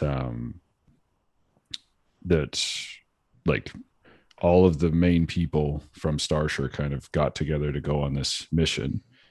And then Arturos was kind of leading it, and they went into this Coliseum and basically got ambushed after the person who was the current Brave at the time of the campaign, Bylin, who had kind of been Arturos's rival, had disappeared to scout ahead with a bunch of their troops. And then they got ambushed, and Arturos went down early on in the fight and lost his eye. And I think his mentor had died. The not Charity. Faye Applebutter. Faye Applebutter had died. Was there anything else? So I mean, that's big enough. yeah, that's That's a lot. Two of Yeah. the three leaders died. Yeah, a lot of the leaders of Starshire had died. And an event had happened in the midst of this where a crystal in the ceiling went off, and there was like this like wave of nausea and disorientation, and like people ended up in positions where they didn't recall like stepping into, and yeah, so it ended up that this was the event that caused this body swapping to happen. And after the fog cleared and everybody was in the same room again, you all found like skeletal remains on the ground, and one of the bodies had this ring that you had forged. Yeah. Arturos was a smith as well. Yeah. It's important. And it was around this time where there was just like a lot of theories being thrown around, like, wait a minute, what does this mean? What happened? And you remembered you had that black water. Yeah, well, so just to go back to the cloud vision. Yeah, sure. Miles and Arturos had witnessed the events of that ambush, of seeing Charity and I guess the actual Kardrak die, or sorry, Faye, not Charity. And Arturos watched himself be killed. Yeah. But then another assailant lost their eye when Arturos's actual body hadn't lost its eye. And so when the smoke cleared and there were skeletons all over the place, it became clear that like something wasn't right. And then Arturos drank the dark water, and I don't remember whose spirit I spoke to. Was it my own? So what had happened was, in that fight, you were fighting an assailant and you cut them across the eye. This disorientation happened, and you found that you were in a different position and your eye had been slashed. And after the fog cleared, you drank the dark water. And how the flavoring of this Speak with Dead kind of worked was like, there above each dead body was like a mote of light, and as you approach them, it like filled out into like the soul of the person it had once been, and it was this changeling that was residing over what you found out was your own dead body. Yeah. So you had swapped souls with a changeling. Yeah. Yeah, and body swapped, yeah. Yeah. Yeah, so that was a big reveal that you had never been the character you had always been playing. Yeah. Can I just say I'm still confused? I'm pretty sure you've explained it to me like 7 times, but I'm just... like the reason as to why he turned, or like his body turned into like something he recognized? I just don't know who's who. Am I me? Are you? Because it wasn't just Arturos that went through something like this, right? No, there were a few characters that got swapped that were involved in that event. And I'm not going to reveal who got turned into who, other than Arturos, because he's here to talk about that. This is why I'm confused. Well, we know that we met Kardrak Mithril ghost. And we know that we just saw him in a place in Balesville. Not Balesville, Starshire. I'm talking about Dicely, sorry. Oh, sorry. Spoilers. Now I'm getting confused. It's all coming Sorry, together. Nick. Should have watched it beforehand. Yeah. It's all good. I'm so excited to knowing that might happen, or that's going to happen. that might happen. Eliminate it. Erase that from the episode. Yeah, it's We just actually- not the script. He just changes the VOD every day. Yeah. Then he's like, you never know which one you're going to get. Yeah, we all recorded 4 different versions of this session. Yep, at the very end, it was either Steve, Kardrak Mithlorcoat, Faye Applebutter, or somebody else. Steve. Insert character here. It Steve was from- me all along. Steve It from was Minecraft. me, Denny. I self-inserted into the campaign. But yeah, and then up to this point, like there was that side quest of like finding a way to get into that ancient city to get the resources going again. And it turned out you needed 3 keys, and you guys had been doing that kind of unbeknownst to yourselves this entire campaign. Like it turned out that the shard that Saren had was one of them. When you were infiltrating the Chivello base, they were inventing the ship that could go invisible and was powered by this like orb, and that orb was one of them, and you had taken that, and it essentially acted as a drift globe for you guys. And then in this stadium, after the fog cleared, you had a fight with like a spirit troll, and it had been guarding a cube that was the final key. Yep. Yeah. Mhm. And I think it was at this point you guys kind of collected that up. You kind of dealt with the ramifications of all this learning you had done. And then instead of going back to Starshire, you went to Sahil Gate because there was a lead on somebody that could fix Tascam there. Mm-hmm. And Miles went on also to visit his family for the first That's time right. in a while. Yeah. And so we got back to Sahil Gate, and this is where we met Nick's new character, and Floundulus left the party. Yep. Yeah. I really don't remember how Dan came to join you guys. Dan was protecting the Miles's Liberator. family, wasn't it? That's Right. right. Yeah. Dan was protecting Miles' family. Miles No. had a bodyguard named Bendir. No, Yes. Bendir was protecting it, and I just really liked Bendir. Yes. Oh, And I think Bindir like kind of recommended you work, and you were like, "Can I be a bodyguard?" Right, I wanted to be a bodyguard. Yeah, Miles hired you, if I remember correctly. Yeah, and so you left Bendir with your family and hired me to come with you. Yep. Dan's ultimate goal was to amass an army to go to the surface through the funny power you of should say that. religion. And he succeeded beyond a shadow of a doubt. Yeah, Yep. Yeah, that was the Cannon Dwarf invasion of Sahil Gate, though. yeah. Yep. So When when we you guys, returned When there. the Batman moment happened. yeah, you guys got back to Sahil Gate to check up on Miles's family and all that, and half the city was on fire, and like people had moved to the like outside the city limits and set up a tent city, and it was just chaos. It was a fun session.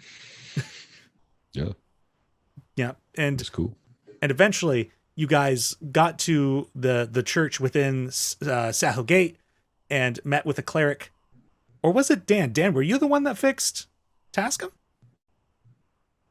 No, I don't think so. Also, did I Nick think it freeze? wasn't. No, he's there. Okay, I just He called you was Dan. just very still. I think it was an NPC. Yeah, I think it was in like a cleric Oh. from that church. Yeah. Yes. Yeah. I think they Because were. we made it our goal to protect that place during That's that right. session. Yep. Yeah, that does make sense. And so Tascam got greater restorated. And And then the biggest blow in the entire campaign happened. the biggest surprise. So what happened was, been unknown to the other players. The question was never really answered of how Boots was made or why Boots could fly. And we had seen some robots and stuff in the campaign, but Boots was kind of one of a kind. So it turns out that Boots was powered by some of this living ore. And so Tascam's goal of finding Boots was to actually get the ore out of the center of Boots and not like be reunited with the robot. And so when Tascam woke up, he saw Boots, cracked him in half, and put the ore in his backpack. Was it in a bucket? And Or no, it Boots- was in a pan, Done. right? Or a pot? Oh yeah, Oh, yeah, yeah, in a right, pot, right. That's what yeah. it was. He put the oil in a pot, like slammed the pot. That's correct. Right. I Yeah, had a covered pot it of up. oil. Yeah. Yeah, that's correct. Thank you. But basically, yeah, this big reuniting with Boots was actually just his doom. And I had Yeah. the pleasure of ripping that character sheet in half. It was so visceral. Oh, It Because was. you like said that he grabs Boots and just like breaks him in half. oh was so- gosh. And you taking Boots' character sheet, just ripping it in front Yeah. of everybody, just like everyone's hearts broke. You keep introducing characters that people fell in love with. Yeah. And then murdering. And then I take them away. I was Yeah. gutted. Yeah, it was a lot of fun though. And it's kind of unfortunate because there's this little part of me that really wanted to ask to retcon it so that I could play a version of Tascam Tuck that just also had Boots. But then I was like, but no, like it's so good. The moment was so worth it. I'm sad that I missed that. Because I just Oh, came got back wrecked. and there was Oh, no yeah. Boots. I didn't see this whole Oh, that was tough, no. yeah. yeah, everything from walking into the fog onwards. Oh no, Saren was drunk or something. Told you we did some hard drugs in there, man. Some awesome stuff. Oh, Strange brews. what a series of unfortunate sessions to miss. But I mean, that entire campaign, like you were living in Stratford, so you were pretty used to the online D&D sessions at that point. Yeah. Yeah, I had to get used to them fast. Living in not driving and living in Stratford. Yeah, for reference for the folks at home, this campaign went on for how many years? 3? Is that Probably right? almost It hit was 3, yeah. 2017 to 2019. Yeah, I think it was 2 over Including, It was 21 like two and a sessions. half or something like that. Yeah, it was something like that. It must have Yeah. been like 2.5-ish. Yeah, Because so the last session of the Under-Earth game was the last in-person D&D session I had. Before the pandemic. Yeah, before the pandemic. Yeah, we had that in February of 2019. No, 2020. Yep. it was No, 2020. 2020. It was Yeah. 2020. Was it Yeah. really? I think it was Really? Yeah, 2020. That's the 20 pandemic. The pandemic no. started in 2020, and it was That's right. we had a 13-hour something session because I was Yeah. moving the next day. Yeah, and I was Oh, like, yeah. we need to finish this. Yeah, so it was a pretty long game, and And that was all memorize at it. Logan's house, right? Yep. Mhm. That last Yes. one? Yeah. Well, I'm jumping ahead. Sorry. We'll get there. We'll get We'll there. get I'm just so excited. It's great. This game was amazing. Yeah, it was great. I was there for the last third of it. It was great. But yeah, so you guys returned to Sahelgate. You got Tascam fixed. He killed Boots in front of everybody. Miles had a Batman killing spree of cannon dwarves to find his family amongst the burning city. Bindir, the Minotaur warrior, was keeping them safe, so everything was good on that front. He's a legend. Still one of my favorite NPCs from that campaign. Indeed. I beat the Indeed. crap out of him. I beat the crap out of him. He respected the you for final that. step on my triumph of the solo arena. But you have his respect. Pindir was awesome. And at this point, you guys went back to Starshire. And I think... I don't know if Logan was back for this, but I think at this point you had gotten the spell teleportation circle, or one of the teleportation spells, and you were able to teleport back there. And I might have done this on your behalf. I don't recall, but no, I think you were there because you confronted Charity. No, Oh yeah, because we were, after we figured Oh, out about the body swapping, we were scared that Charity was actually evil. That's Because we right. didn't know if it Yeah. was who she was. So we had left the elf, the Galadel real Sinius with her. Yes, that's yeah, right. I remember this. Yeah, and we were all like, "Oh no!" Which one's the real one? Yeah, Yeah. So you guys got back to Starshire and basically confirmed that Charity was still your ally. It turned out things were good. And Galadel was fine. Galadel, the elf princess from Lodothram, was where she ended up revealing where she came from. That was a fun NPC to play too, because she had the only language she knew was Elven. So basically, I just had this language wall for the party because nobody knew Elven, because the elves have been gone for 300 years, except for Saren and Miles. Yes. I was gone for this. This is when Miles stayed in Sahelgate. Then. That's right. Yeah. Yeah, Miles stayed behind in Sahelgate to be with his family for a period of time because you'd been gone for so long. Yeah, and also Ryan had life things to do. Yeah, I mean, we make this story work. Yeah. And at this point, it ended up being Arturos, Tascam, and Dan who went on an adventure. We're just down to 3 party members. yeah. I remember that, yeah. The Goon Squad. Yeah, basically. Just damage. No magic or range or Yeah. anything. The lads. Let's go. Essentially.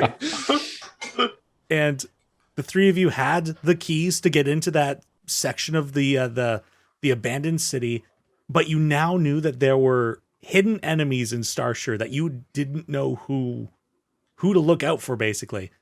And so you snuck your way through Starshire, made your way to the abandoned city, and opened up the hidden section.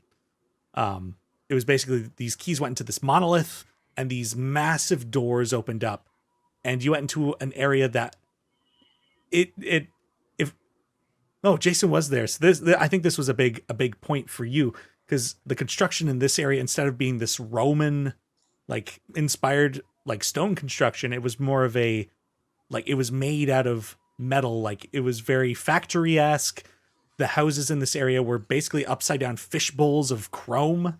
Like it just felt very alien and stuff. And then there was an Olympic-sized pool filled with that same metal that drove you insane. Yeah. Yeah, that was definitely a moment of TukTuk finding the pool. Yeah. Be like, he got. Yeah, he was tempted to get more of it, but decided not to. Yeah. And then you guys went into like this Colosseum-esque building that was just past that pool, and solving another puzzle that drained most of you of your hit points. You ended up in a room that seemed to control the levitation of that giant crystal floating outside. And guarding the machine that was controlling this thing was a giant 3-headed mechanical dragon. Yep. I remember that fight being super cool. Yeah, I missed Yeah, it this was session awesome. too, Yeah, that so fight I'm was- like, what? It was super was really cool cool. because it was kind of set up in a classic Coliseum, and I remember like running up the sides trying to like get a good shot. And Yeah. Well, and there were 3 plinths, right?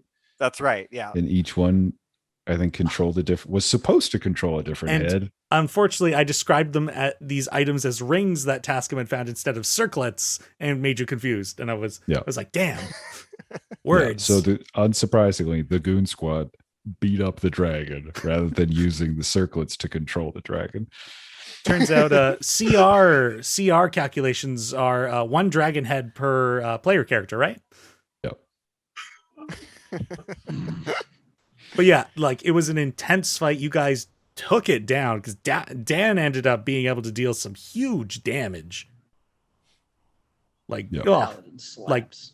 this is where I found out paladins, man. Oh, And because I was playing, Arturos was a battle master, so I was able to keep what's it called? I sacrificed one of my attacks to get someone else to attack. yeah. So the Dan just commanding pumped strike? smites into him. Yeah. Oh man, and that's where paladins start getting just the innate extra damage, Yeah. just extra d8s all the time. Yeah. And I'm handing you D10s. It's a good time. That was awesome. And then I also made him with like polearm master and sentinel, so I'd hit them when they come into my range, which was like 10 feet, and then I would back up and they'd have to come into my range again. So I would get so many. Every turn I would get a reaction hit, either from myself or from Arturos. And for a guy who was playing a pacifist, you were very good at being non-pacifist. Well, when it I came to waited it. until I took like 30 damage before I started attacking. That's true. Yeah. Also, thank you, Dan that was a Dutch geek, man. for the host. Because Dan would be like, we don't have to fight. You can just say sorry. Yeah. And Yeah. we'll stop. Just And then say they'd you're sorry. And then they'd hit me and it'd be like, say you're sorry. I know you didn't mean that. Like that. Under the foot of a giant metallic dragon or Yeah. mechanic dragon. Yeah. I'll give you one more chance. One more. I'm getting really upset. Yeah. You won't like me when I'm upset. Didn't you say that at one point? I feel like that was something Dan would have done. But yeah, Probably. so you guys took down this dragon in brute force. I did not anticipate it. And you then proceeded to destroy the machine that seemed to be keeping that crystal aloft. And outside the Colosseum, you just heard the smashing of rock walls as this crystal came down and just got sucked towards the Colosseum and landed like into the next to that pool of metal. And it turned out that that crystal had been housing souls and also had absorbed basically the cosmic entities of evil and good in the universe. So like all the gods had been sucked in here. That's why they hadn't been responding to prayers over the last 250 years. the devils included. So all these souls and these gods were set free into the world, and a lot of these souls flew into a lot more of these calcified humanoid statues, and they popped. And that's how the Asimar and Tieflings were created, these statues popping and new life kind of coming out of these areas. And souls and shards of that crystal flew into the pool, and kind of in a Terminator-like way, like bodies of metal began to climb out of the pool and solidify into humanoid shapes. And that was the creation of the Argan folk. And all these humanoids just kind of coming into existence were like confused, wondering what was happening. And the only 3 individuals to witness it were Arturos, Dan the Paladin, and Tascam Tuck. Yep. Yeah. And Yeah. And it was at this point that Write a book. Adam Makwa introduced his new character of Alabaster Shanks, and he was a tiefling that had just come into existence. And he kind of stepped up into a leadership role as a representative for these new people. And then Starshire was like, what the fuck? Came up to investigate. And Kardrak was pissed. Like, Yep. His entire thing had been like, we worship this crystal, like it keeps the citizens like civil, and now it's destroyed. Like, what have you done? And basically, you guys were put on trial. Tascam Tuck specifically attacked a guard. I did attack a guard in a very like petty rebuttal. Like the whole crowd was there, and like everyone was peaceful, and the Tascam was like, okay, I'm arrested now. Okay. Wasn't it that you had? Did you use the oil in this situation? I did use the oil. Yeah, so I was scared and confused as to what was going on, and I actually like threw a bit of the oil at him. Yeah, didn't it like melt him? So And, like, what? yeah, And what was Yeah, you interesting because Killed someone. Tascam, when he was TukTuk, had used this during that PvP fight. If any of it had come into contact with any biological entity, like if it had touched your skin, what it does is it basically consumes the biological material and replaces it with the metal. And that is lucky that did not happen in that PvP fight. Oh God. Because yeah, so Tascam throws this oil at the guy and like hits some of his skin, and he just metals over and freezes. No saves, legendary item. Wow. yeah, That's that amazing. oil was like intensely powerful. Dude, And you I could, like- love to think that level 1 TukTuk the Explorer had it the whole time. And So okay, I have a question about that. So Yeah. let's say like Arturos's like left arm got like metaled up. Would he be able to still move it still? no. Okay, But so it also, wouldn't be like cable, but The metal wouldn't have stopped at a limb.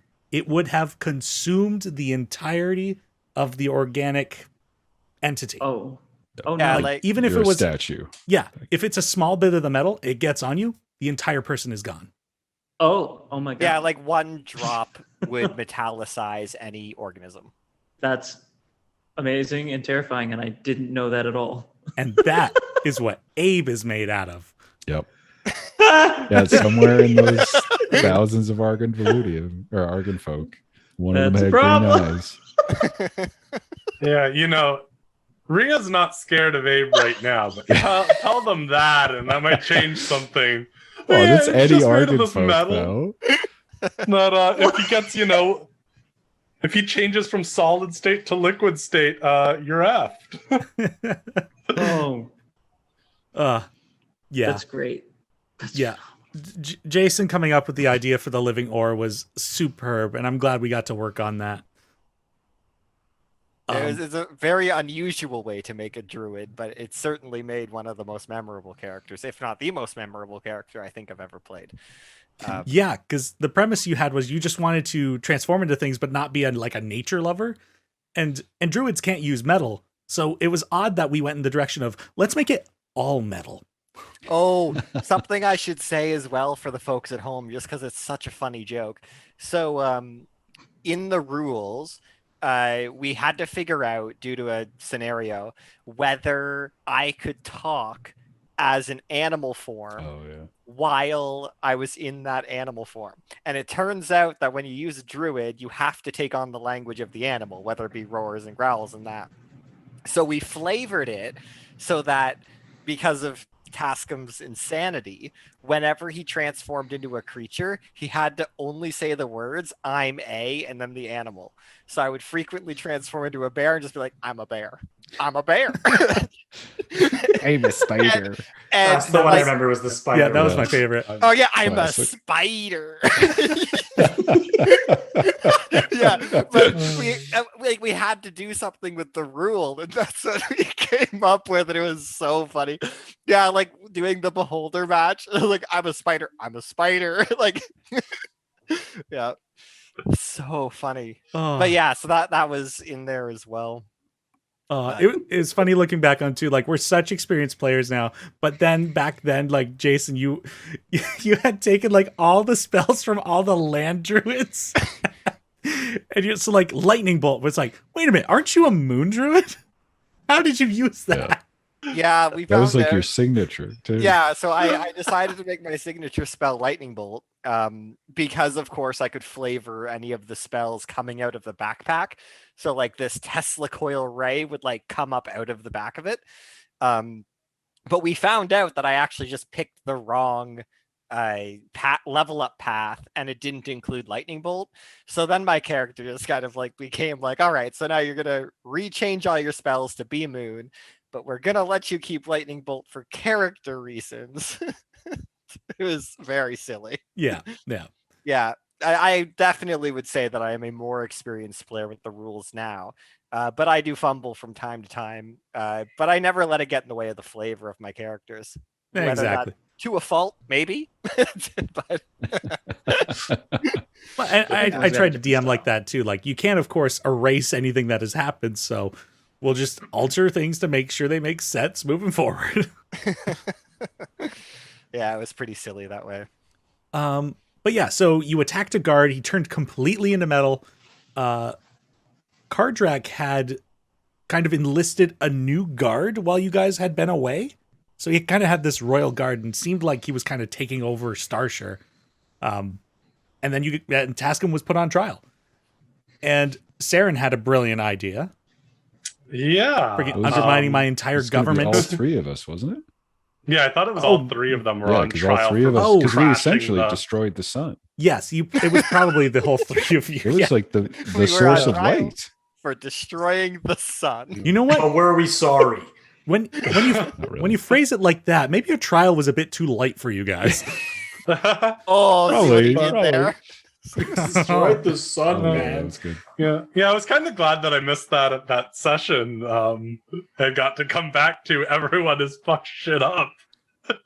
But yeah, Saren, my great idea was I was like, okay, we have these three branches of power. Asking because I was very smart. I was like, what's the history and stuff of how this works? Like, I want to research if there's a way to take a seat on this trial. Right.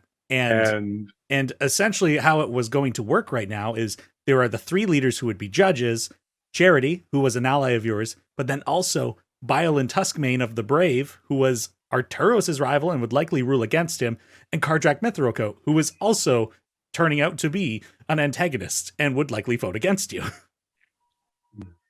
So I went and like researched it really quickly. And what it came up to was like, if I could get enough signatures saying that like, enough people would back me, I could challenge someone. And so I was like, okay, at this point, my life goal was to be the learned. And I was like, well, that doesn't benefit us to challenge the learned. And I was like, Kardrak is like a paladin or something. I don't know what he can do. I was like, Violin is just a man with a sword. So I was like, I'm going to challenge him. So I went around town being like, make Starshire great again to everyone. God damn it. And And Saren, so like to talk about Saren and how like the character was made, I rolled incredibly well. My lowest stat was a 6 in strength. Everything else was like 14 or higher. I was very charismatic, wise, and intelligent. So I had I was able to bolster this town around me between two, I think what Denny described as a mix of people that wanted change and people that just thought this would be funny. And I got just enough, and like Violin was like, town, you don't want me to kill this child, do you? And a lot of the town's like, yeah, no, Saren can handle themselves. And also a few people who are like, no, Saren's a dick. Go ahead. yeah, like the shopkeep whose orb I mended in front of them after buying for like a copper. And so, I did like, I consulted with Charity to be like, do I have to kill him? He's talking about us killing each other. Because I could just disintegrate him. And she set me on the right path that no, it's not a battle to the death. And the town was very disappointed in the battle because what I did was I went invisible for the entire fight and just shot like fire bolts at him until he gave up. And that's how a 14-year-old girl became one of the 3 heads of government. So, yeah. So Saren became the new Pillar of the Brave, the role that Arturos had been in line for overnight.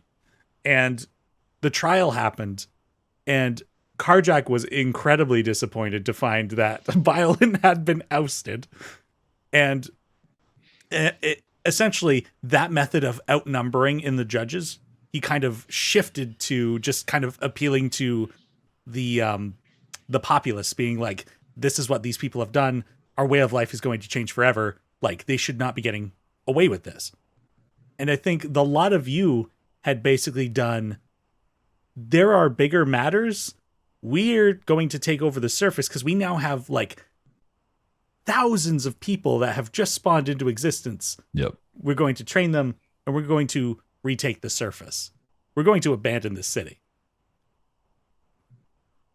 Yeah, I think did we expose like the truths of some of the stuff that happened in that trial too? I don't think so. We didn't. Well, no, we didn't mention the body swaps or anything. No, we didn't. kept that Okay. one close to the chest. Yeah. So it was just an inspiring speech to only an inspiring speech to thousands of people to retake the surface and claim the world.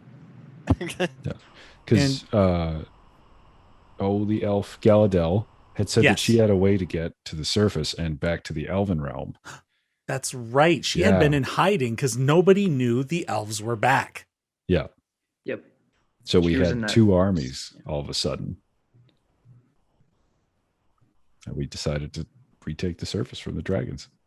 Yeah, so I'm pretty sure I did like a percentile roll, and you guys managed to like sway 60% of the city's population into joining you.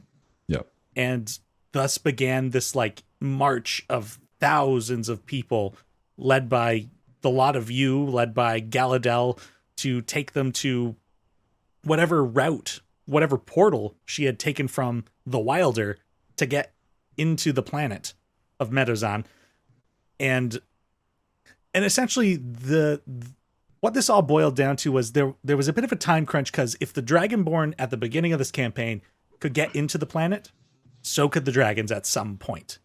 And so you guys basically had to meet them head on and take back the surface. Otherwise, they would come and destroy civilization as everybody knew it. Yeah. And I think Miles came back at this point. yeah, Yep. they swung by Sahil Gate, recruited anybody who would join the war effort there. And I think, again, I don't know if Saren was back for this point, but you teleported to the Wilder. And you left some lieutenants in charge and Galadel to lead the way. And you went on ahead to kind of let Lodothram in the Wilder know that an army was on its way to help. And I'd realized I'd made a mistake. And I was like, no, this is great. Because you're not technically supposed to be able to use the teleportation spell between planes. But I was like, I think Saren's powerful enough to do that. It was a great Sign of things to come. yeah. Sign of things to come. Because the elves had also been attacked by Dragonborn. Mm-hmm. Yeah, 'cause like I said, if the elves could get into where you guys were, the dragons would eventually find it, and if they got into the Wilder, they could find that portal and get back into the planet. So yeah, there was some time fending off draconic forces at Low Dothram. You guys met with the king, Theodwinel Sinius, and eventually the army arrived, and you guys began planning your war effort. Yeah. Yeah. Yep. There is This was a we're gonna rigorous need planning odds. session. There was, yeah. Yeah. It was a big planning session. And this was the session. So as Denny had mentioned earlier, throughout, like after finding that crystal, I'd been like hearing voices in my head. And I think this was the session where the voices kind of acknowledged who they were to me and what exactly was going on. And that they were the Arquette, this god of magic in the world. And as their power had faded, someone had to kind of like come in to, become the new Arquette and bolster that power again. And had offered me, here is a powerful item to help you in this war effort. But you will die at the end of it. You will ascend to godhood. And originally it was like, make the choice then. I was like, oh no. I was like, can I have like one day? And so Saren, like, as everyone's like doing all this stuff, has like conversations with everyone at the night, being like, okay, like we might die. Like, how much would you be willing to sacrifice? And I was talking to Arturos, and he's like, we've come this far. Yeah. It's all or nothing. I'll go all the way. I was like, okay, I have to go all the way then. So yeah, Saren accepted that and got a Staff of the Magi. The coolest item ever. I'm gonna say that. But yeah, it was like from that point on, I think, those like last like 2 or 3 sessions from that moment, it was like, Saren being like, there's this like, okay, it's all or nothing. I will at every moment of this.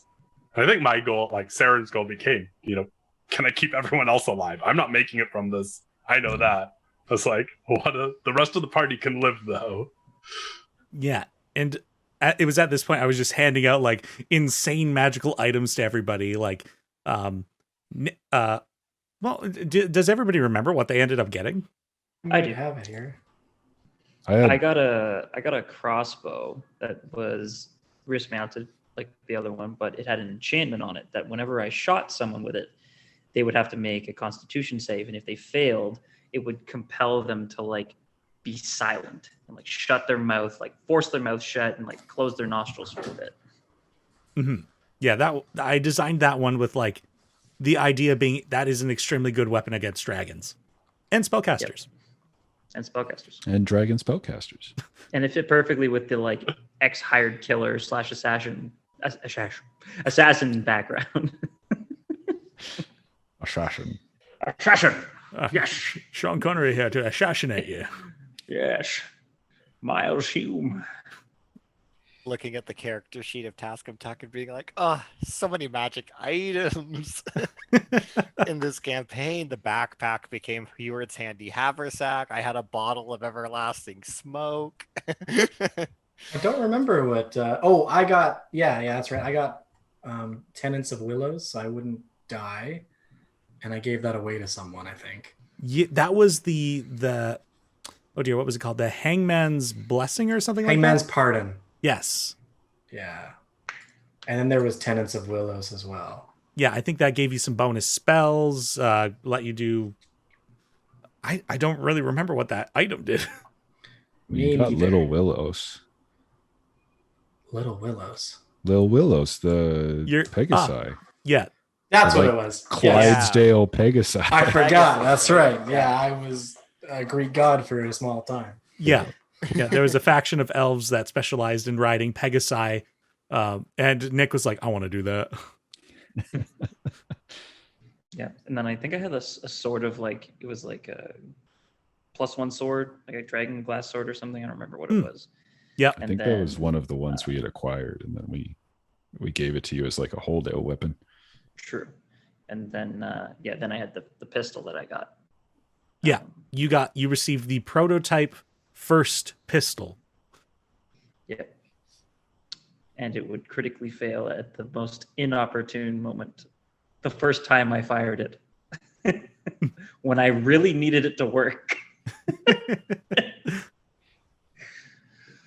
Oh, my dice hate me. So Logan got the Staff of the Magi. I gave Adam something called the Sword of Ilum. Yeah, I had the Sword of Ilum for a while. Because I actually had I had the Sword of Ilum. I had a Javelin of Misty That's right. Step, Yeah. which you didn't actually have to be holding to cast Misty Step with it. So I just had a free Misty Step, basically.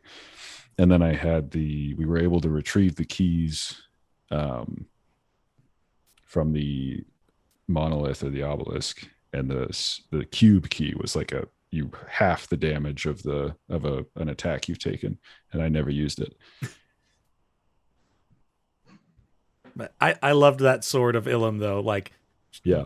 Like this sword that's broken up in shards, and you can turn it into a whip, or you can turn it into like just a regular sword, and it does more damage in the normal form, but you got the range in the whip form. Yeah. And it was held That's- together by tendrils of lightning. Yeah, it was a really cool weapon. That's amazing. Yeah. Uh, And it Oh, is it's the symbol of the Arturian Knights. yes. But that might be Oh, that's spoilers. Jason, I gave the Bane bow. Yeah, I was like, that Yeah. was when I got the Bane bow. Yeah. Yeah. Friggin' shoot OP arrow, weapon. Cast Bane.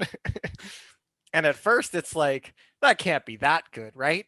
It's just a magic bow that casts Bane. It came in clutch. Yep. In that fight. It was so good. Yeah. Yeah. And then we had to push toward the surface, right? Yeah. Mhm. So Yeah. so you guys had formulated your plan. And the finale essentially was going to become this 2 battles essentially. You had established units, and they were led by important NPCs, like Bindir and his wife. Oh dear. Now Lola. Right? Lula. I think it was Lula. Lula? Something like that. Lula, that's right. Lula. Yeah, Lula. There we go.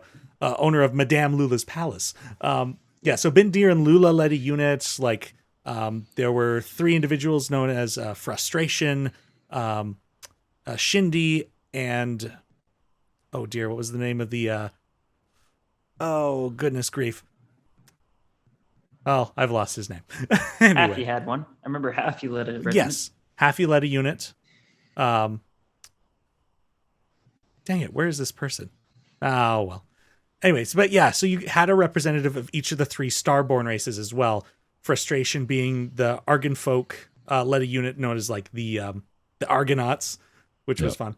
Shindy was a tiefling, led a ranged unit, and this guy's gonna bug me. I'll find it. Well, But yeah, essentially. What? Because Adam Aqua's character ended up leading the Pegasus Knights. Yep. Yeah. Yes, he did lead the High Riders of Low Dothram, because unfortunately he was unable to stick around for that last session of that campaign.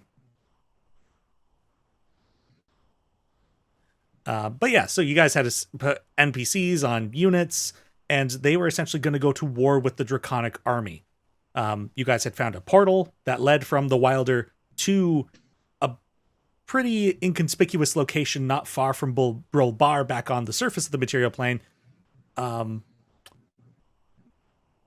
dear, and there was something else. Oh, part of the plan was an orb of dragonkind that the elves had been working on since they vanished 250 years ago. Yeah, that was Saren was tasked with that item. I was just going through my sheet again. Yeah. So many memories. Yeah, So like basically we vaguely had- speaking, the general excuse me. The general plan was to basically battle out the larger war on this kind of open plain and take them by surprise and lead the larger dragons out from the fight with this orb of dragonkind. And if I was correct, I think that was right. We also had 'cause it would- airships, right? We had Yeah. some regiments for airships. Yes. You had a unit of airships created by Fugleby, the gnomes of Fugleby. Yes. Those guys came in clutch. They really did. They did. Yeah, we had this Avengers Endgame style battle for this campaign. Yeah. All the while, we, the main cast, were having another boss fight. Yeah. We got It ferried. was immense in scope. Yeah. We were We getting had 2 ferried in. tables. Yeah. We moved we the did. living room We to the actually, kitchen table. yeah. to Yeah, play we these moved out. from table to table physically because there were so many pieces. That's right. Yeah. Well, I'd created using the oh dear, what is it? The kingdoms and strongholds or warfare kingdoms and warfare strongholds and warfare. Strongholds and followers? One of those combinations. Matt Colville's book, right? Yes. Yeah. Yeah, because he had kind of these like prototype rules for running like mass warfare, and I was like, oh, this is great, but it needs fleshing out. So I finished writing rules, I finished writing abilities for this to make it work for this situation. And so one table was all these cards of units of both sides of the army, and we would have a fight there for a while, and then we moved back to a battle map I'd set up of you guys on an airship on your way to like the main city or the main stronghold in Brolbar, fighting dragons along the way, and going to have a final encounter with the leader of the Dracone army, Emre the Smoking Scourge. Big Mama Dragon. What a dragon they were. Oh yeah. Yeah. I couldn't do a vanilla dragon. I was like, oh, we got to do something special here. So essentially, Emre was kind of a dragon elemental. Like they were a magma dragon, where this was very based on like battle map, like positioning was important, because I had them have an ability where they were part magma and part rock, but they could move the rock to a certain side of the body to prevent that side from being able to take any damage. But yeah, It it was so cool. yeah, it was It's that. an awesome boss That fight. was like what? That was our 13-hour day session. Yeah. Yeah. Yeah. The war and the boss Yeah. fight. Hmm. Yeah.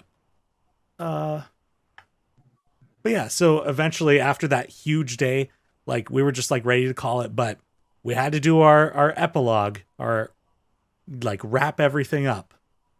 Yeah. If I remember correctly, almost all the regiment's leaders managed to survive, despite suffering heavy losses. But Haffy perished, which I remember affected Miles greatly, because that was the one like half-elf he befriended and was like, I will teach you your language. And then that never happened. And I remember being a little torn up about that. Yeah. I mean, the epilogue was just like, let's just get sad. It was, Yeah, there's definitely a bit of bittersweet to it for sure. it was beautiful though. It was very bittersweet. Like you said. You know, and before that battle ended too, there was another event that had occurred where like an army of spirits swept over the battlefield, led by the spirit of Kardrak Mithrilko. Again, everything is confusing. And they just kind of cleaned up the battle. Yep. And then all those spirits like took off into the night sky and just kind of almost like they became stars. Yeah. But yeah. Yeah, So I have a epilogue question stuff. for you, Denny. Yes. Oh, and this was after we fought the big mama dragon that was leading all these dragons. One of the like advisor dragons, this black dragon, came in. And I just remember I didn't let it talk. I just disintegrated it until it died. Did you plan for it to like just want to surrender or something? Absolutely, I did. I was just like, I'm done with this. Disintegrate. Oh, it's not dead. Disintegrate again. Oh my god. It was- Saren Yeah. was brutal. Saren was brutal. Yeah, Saren was brutal. But yeah, that epilogue. I mean, Saren was out of the epilogue pretty quick, in that Yep. my epilogue was going to all of the characters. Like, I remember the big one was going to Miles, and I was like, take care of Arturos. Like, and Miles just being like, that's your job. Like, you got this. I was like, just promise me, whatever happens, take care of Arturos.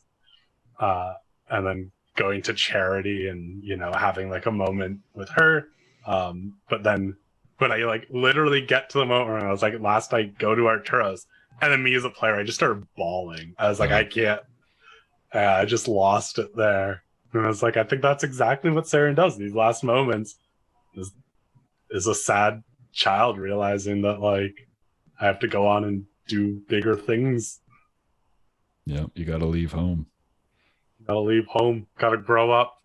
Most kids, you know, grow up to be doctors, smugglers. I don't know. In this world, mushroom farmers. Sarah, no, gotta grow up to be a god of magic.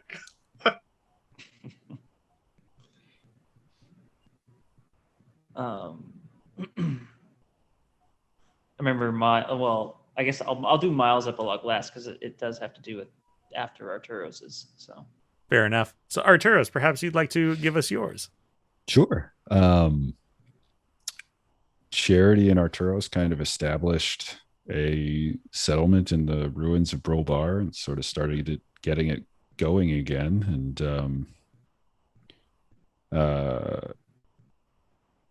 sort of laid the foundations of, it's the ascendancy, right? Yep. Yeah. Okay. And the two of them kind of ruled for a while together, and then sort of let that become Arturos was pretty old during the campaign, so about 10 years after they killed the Dragon Queen, he passed away.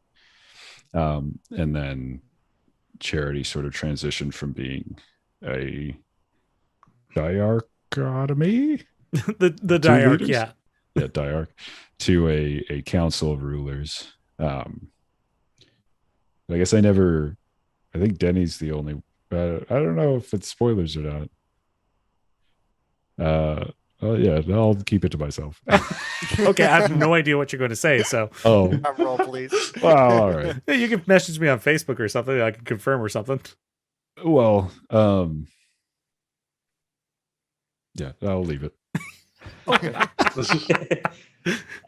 So Suspense. throughout the campaign, oh, sorry, did you have anything else to say? Nope. Okay. So for Miles, throughout the campaign, Miles didn't really know where his family came from. If I remember correctly, he wasn't super close with them in his youth, and was pretty much on his own most of his life. And he ended up getting curious about his family lineage. There were seeds sort of dropped throughout the campaign that were like, your family's a little more interesting than you know. But I was like, saving the world, busy. So, but afterwards, Miles looked into it after Arturos' funeral, and basically found out that Arturos was actually his uncle. Oh yeah. And it was one of those moments. Oh, sorry, no, he found out just before Arturos' funeral that Arturos was his uncle, because it took him a long time to dig up the records and go through all of the annals of various cities' histories. And basically, at Arturos' funeral, he was like, "I wish I got to know you better, because like you're the only part of my family that was alive still." And then after that, he was very, like, Miles was significantly younger than Arturos. Like he was in his like late 20s or something, or early 30s, one of the two. But then he settled down with his family, and his wife did like big crazy architecture stuff, because she's all like a genius at that kind of stuff. And Miles is just like, I'm good at finding people and killing people, but he didn't want to do that his whole life. So he decided to settle down and be a family man after making a lot of money from saving the world, etc., and supporting his family. But his alcoholism in his youth did a lot of damage to his body, so that he wouldn't live much past 60. So he was alive pretty much like maybe 20 odd years after the campaign ended. Is there anything else? Oh, yes. He also made sure that firearms absolutely became a thing. He was sort of like working with the creators to test it and help, just help in any way he could with finding people if they needed to look for them. Yeah, I think that's it.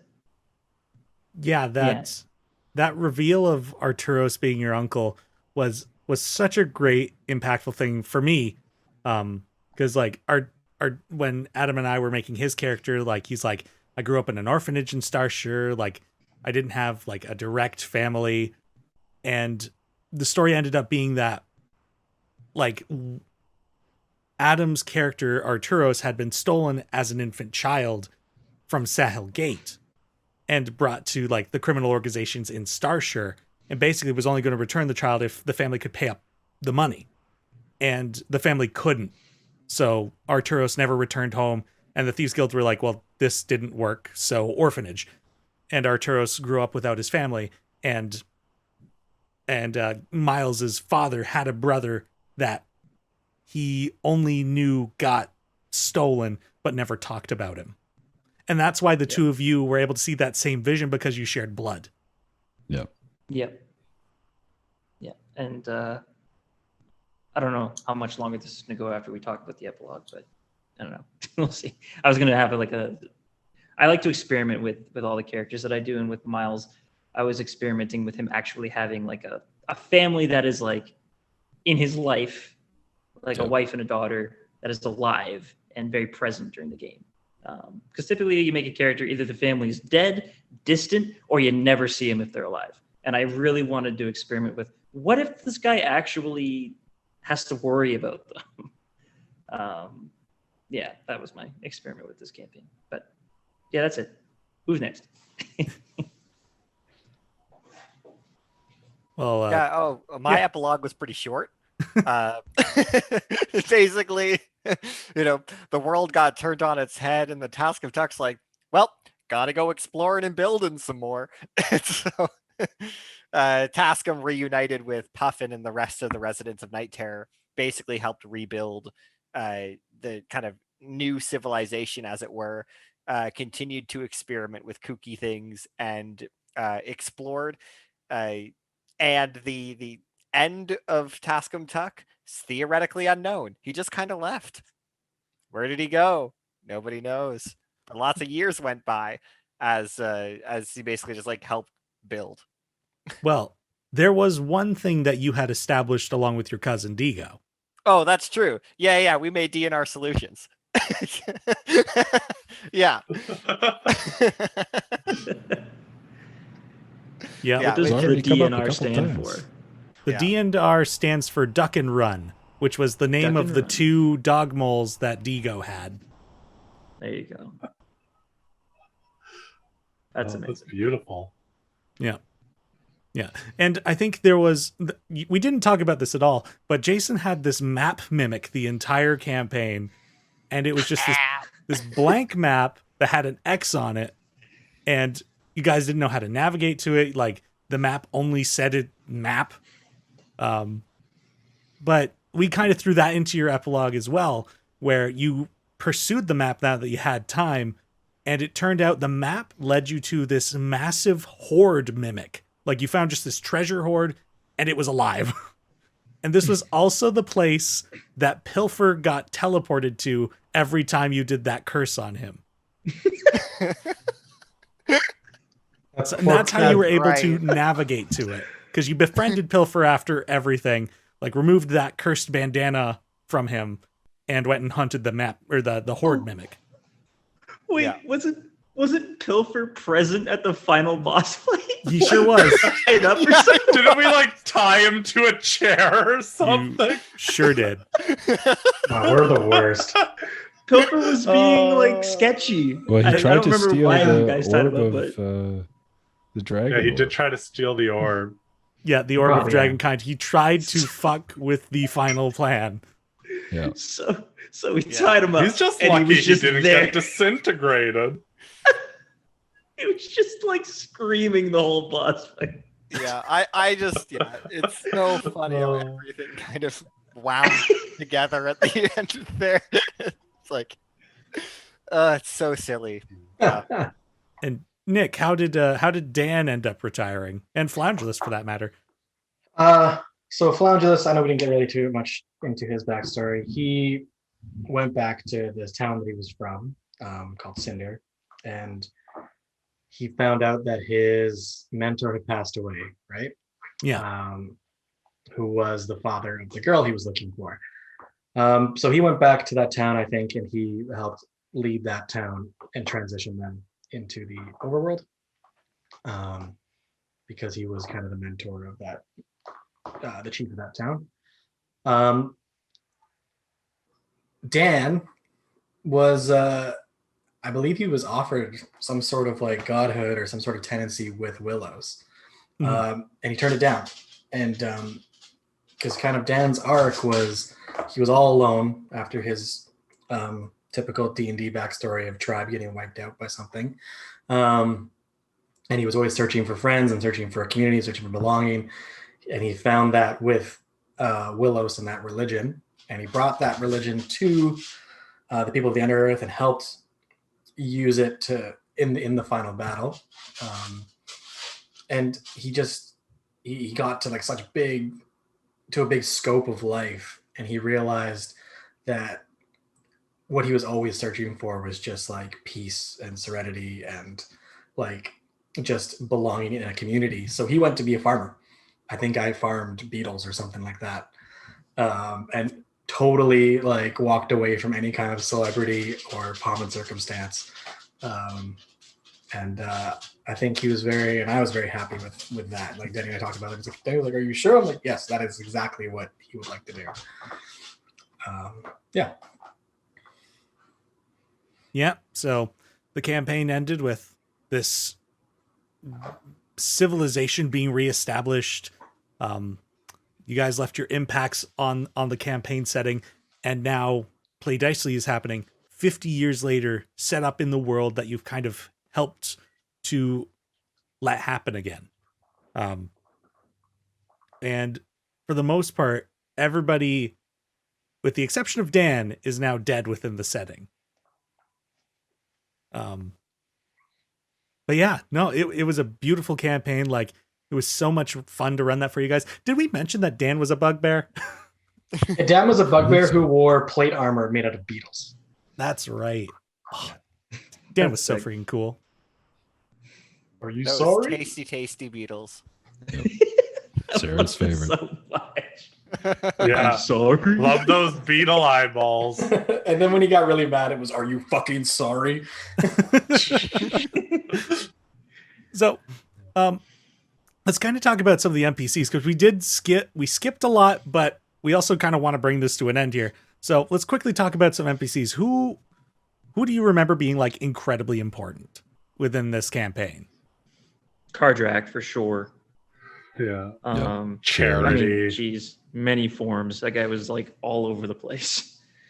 And then for Miles personally, it was Haffy. Both charities. Whatever that means. Whatever that means. Still confused. I'm still confused. There were some pretty somebody else important, go. there were some pretty important loose ends that we never tied up. Yep. Like we Zdask don't got know. away. Yeah, Zdask got away. We have no idea what's going on with him. Yep. The Beholder, which was the Derudo? The Darugo. The Darugo. The Yeah.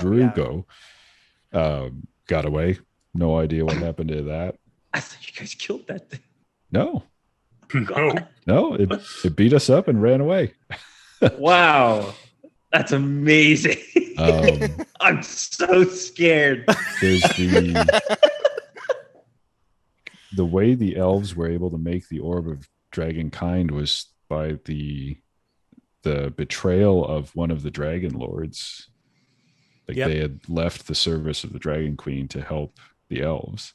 Yes. So we don't know what happened to them. Yeah, because there were 4 dragons. There was Emre, the Smoking Scourge, Vaidhi, the sea dragon that betrayed them and helped the elves create the Orb of Dragonkind. Oh, frig. there was the Black Dragon Necromancer. Yeah, the Black Dragon Necromancer. Their name was, I've got that here somewhere. Arturos, that was their name. Yep. And then the last one was actually only present as a corpse in the arena where you had that last boss fight. They were Dunedae, a cave dragon, and all that remained of them was skeletal remains in Emre's lair. Right, because the two had tried to like usurp her or something. Yeah. Yeah. Yeah. So there were those.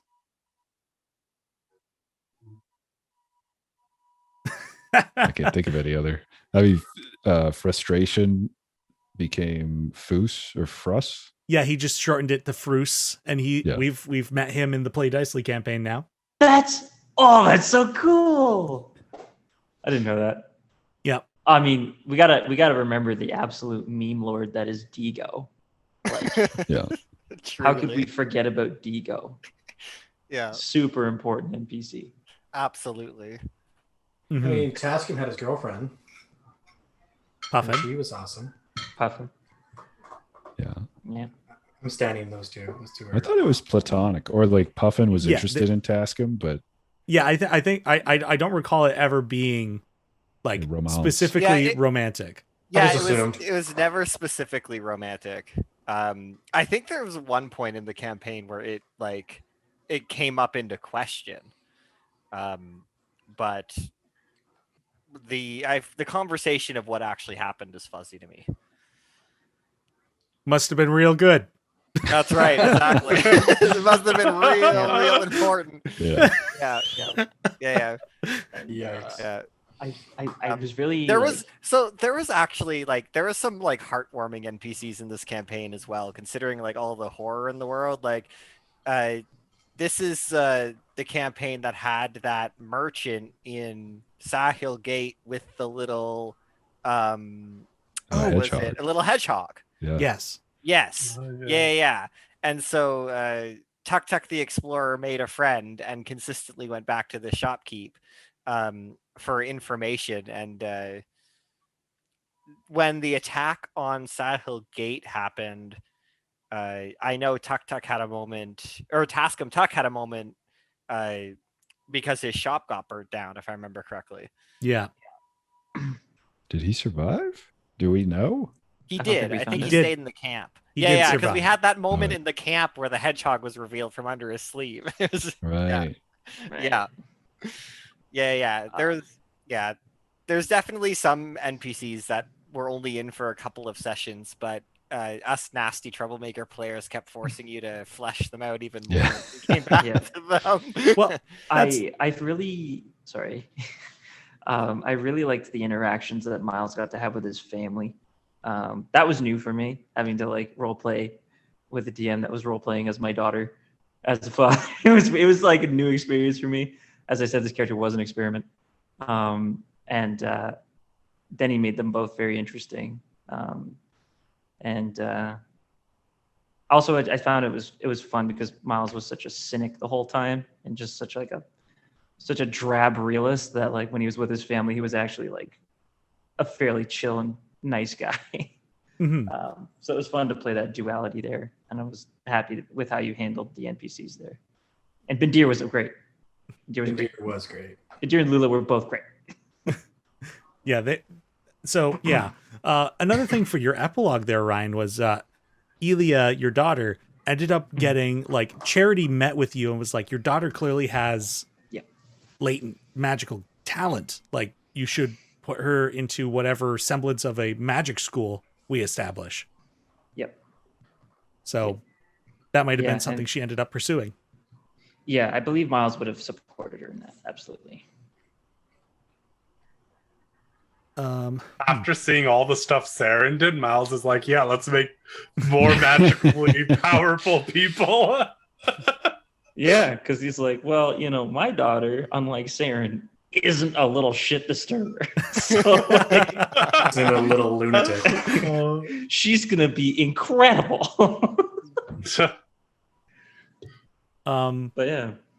Yeah, and then Galadel Elsinius returned to Low Dothram and with in the Wilder. So she is the princess for the Low Dothram throne. And she was a big part of the campaign for you guys too. But yeah, I think the biggest hitters were probably most of your antagonists. So like Kardrak, Zdask, and the Darugo. And also like the questioning on whatever the situation with Charity ended up being, who all has gotten body swapped. Yeah,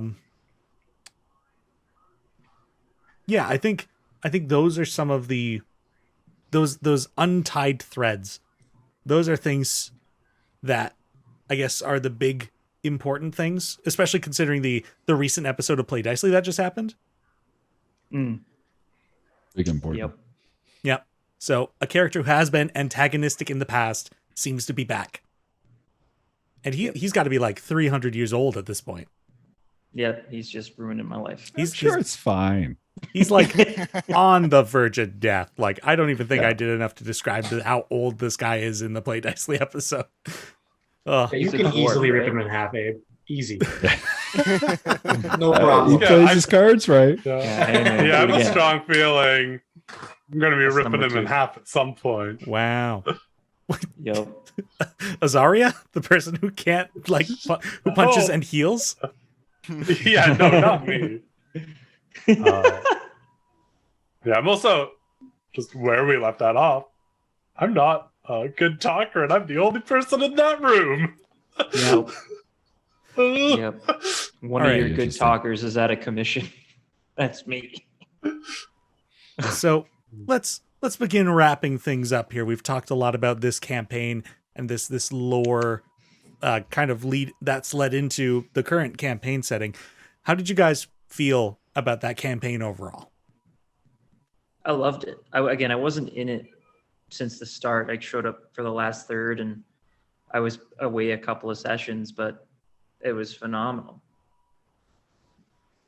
Oh, it was. Yeah, it's, Oh, I was just gonna say You it go, was a Nick. huge blast, and I think as a player, I mean, there were a couple small things that just escalated into some of the best D&D storytelling moments I think I could have possibly imagined, and I couldn't think that the campaign could have kind of gone any other way. But I remember, like, I think the main things from like a kind of mechanical perspective of the campaign is I loved the idea of everybody has a secret. And that was part of our like character building experience, is to make sure that every player had a secret.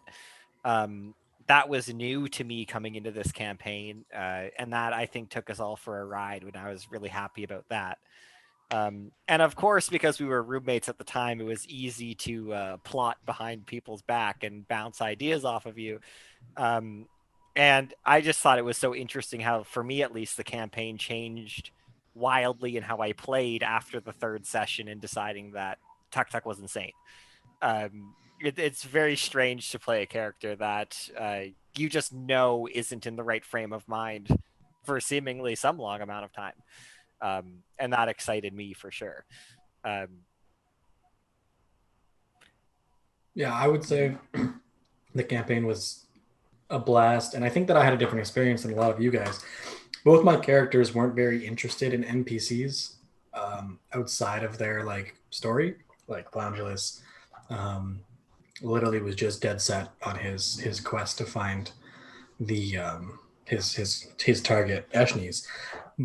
But the people around the table, like you guys, were amazing to roleplay with, and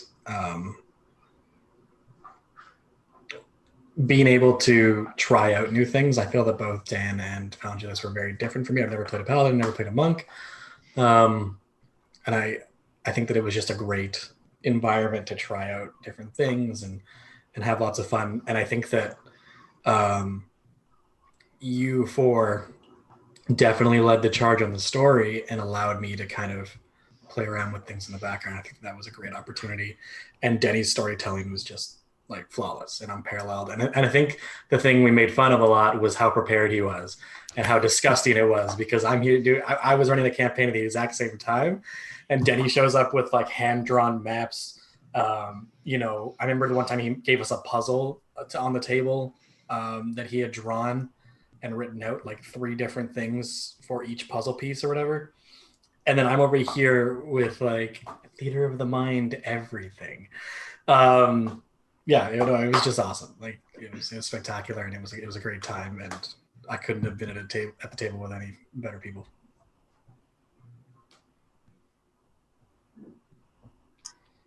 I'm like waiting Logan. For Adam to go. No, it was like, it's still the campaign that I always think back to.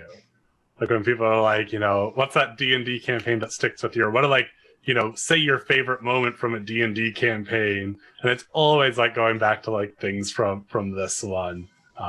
It's like, it was the first serious campaign that as a player, I ever got to like play till the end of. It was like the first time that things didn't just like disappear and fizzle out. So I really got to flesh a character out.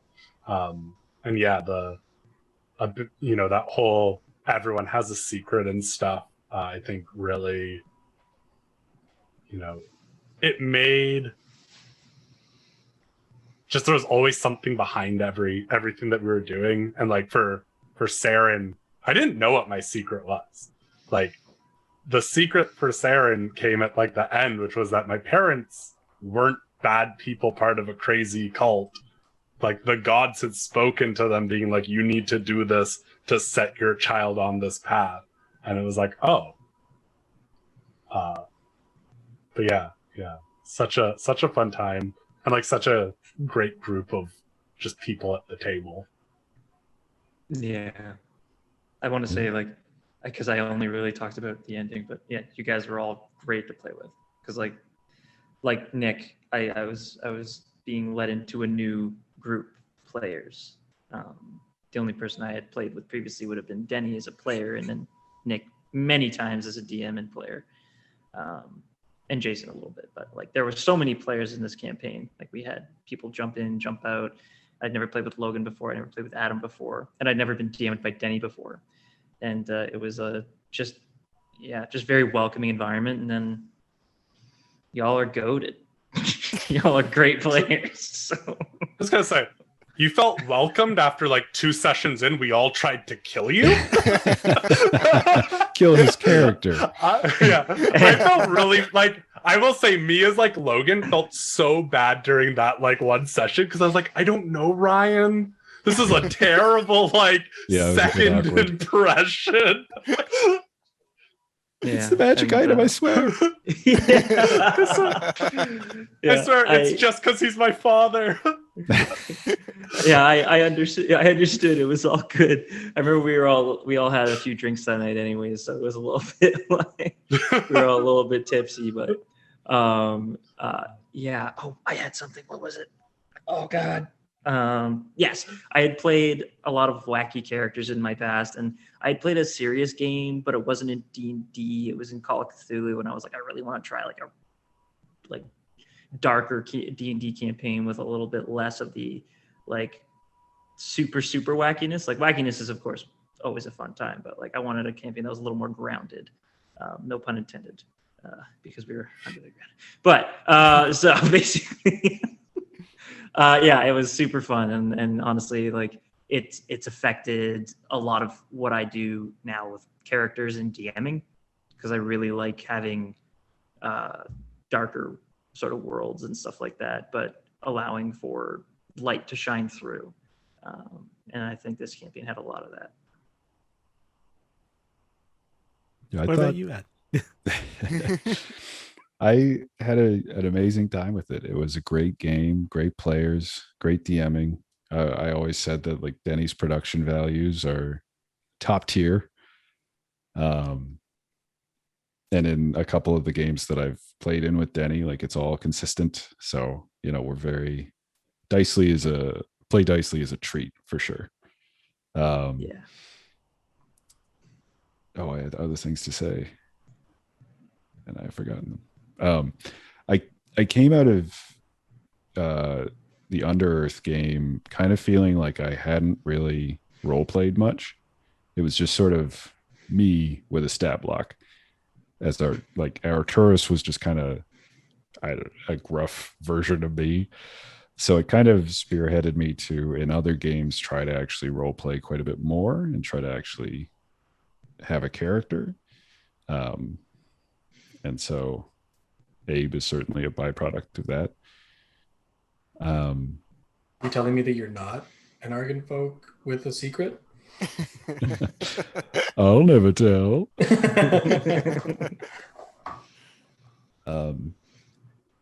Yeah, it was a lot of fun. Definitely set a high bar for every other game I play in. Really? Yep, it's made me try to step up my game in every way as a DM and player. Yep. Well, the 5 of you running this campaign, and along with Adam Makwa as well, this was a superb experience for me as well. Like, I definitely felt like getting to roleplay with a lot of you felt like this was my magnum opus of DMing for sure. So no pressure on me with Play Dicely, but this is also my first experience doing a continuous with Play Dicely, I should mention, doing a continuous world, like continuing in a setting where players have already lent an impact on the setting. And it's the reason we were doing this today is because it's unfortunate because only half of the players are going to be able to kind of experience like the awe of those shout backs to the things that have become established, while the other half of the players are going to be like, I don't know what this means. So hopefully, to my players out there who aren't present, Anthony, Dallas, and Christy, if you watch this, hopefully this helped you a little bit. And yeah, I'm so thankful to have had all 6 of you impact this setting and take it in the directions that you envisioned. This was a blast. And hopefully we keep doing that with Play Dicely. And because this is a, I guess technically a Speak Dicely episode, if you haven't checked out Play Dicely yet, do that. We stream every other Saturday, or at least we're trying to, at 6 p.m. bi-weekly when the podcast isn't being uploaded. We will be going up next Saturday at 6 p.m. Be joining back with my players, and we'll keep going at this story. So, thank you, the 5 of you, for joining me on this stream tonight.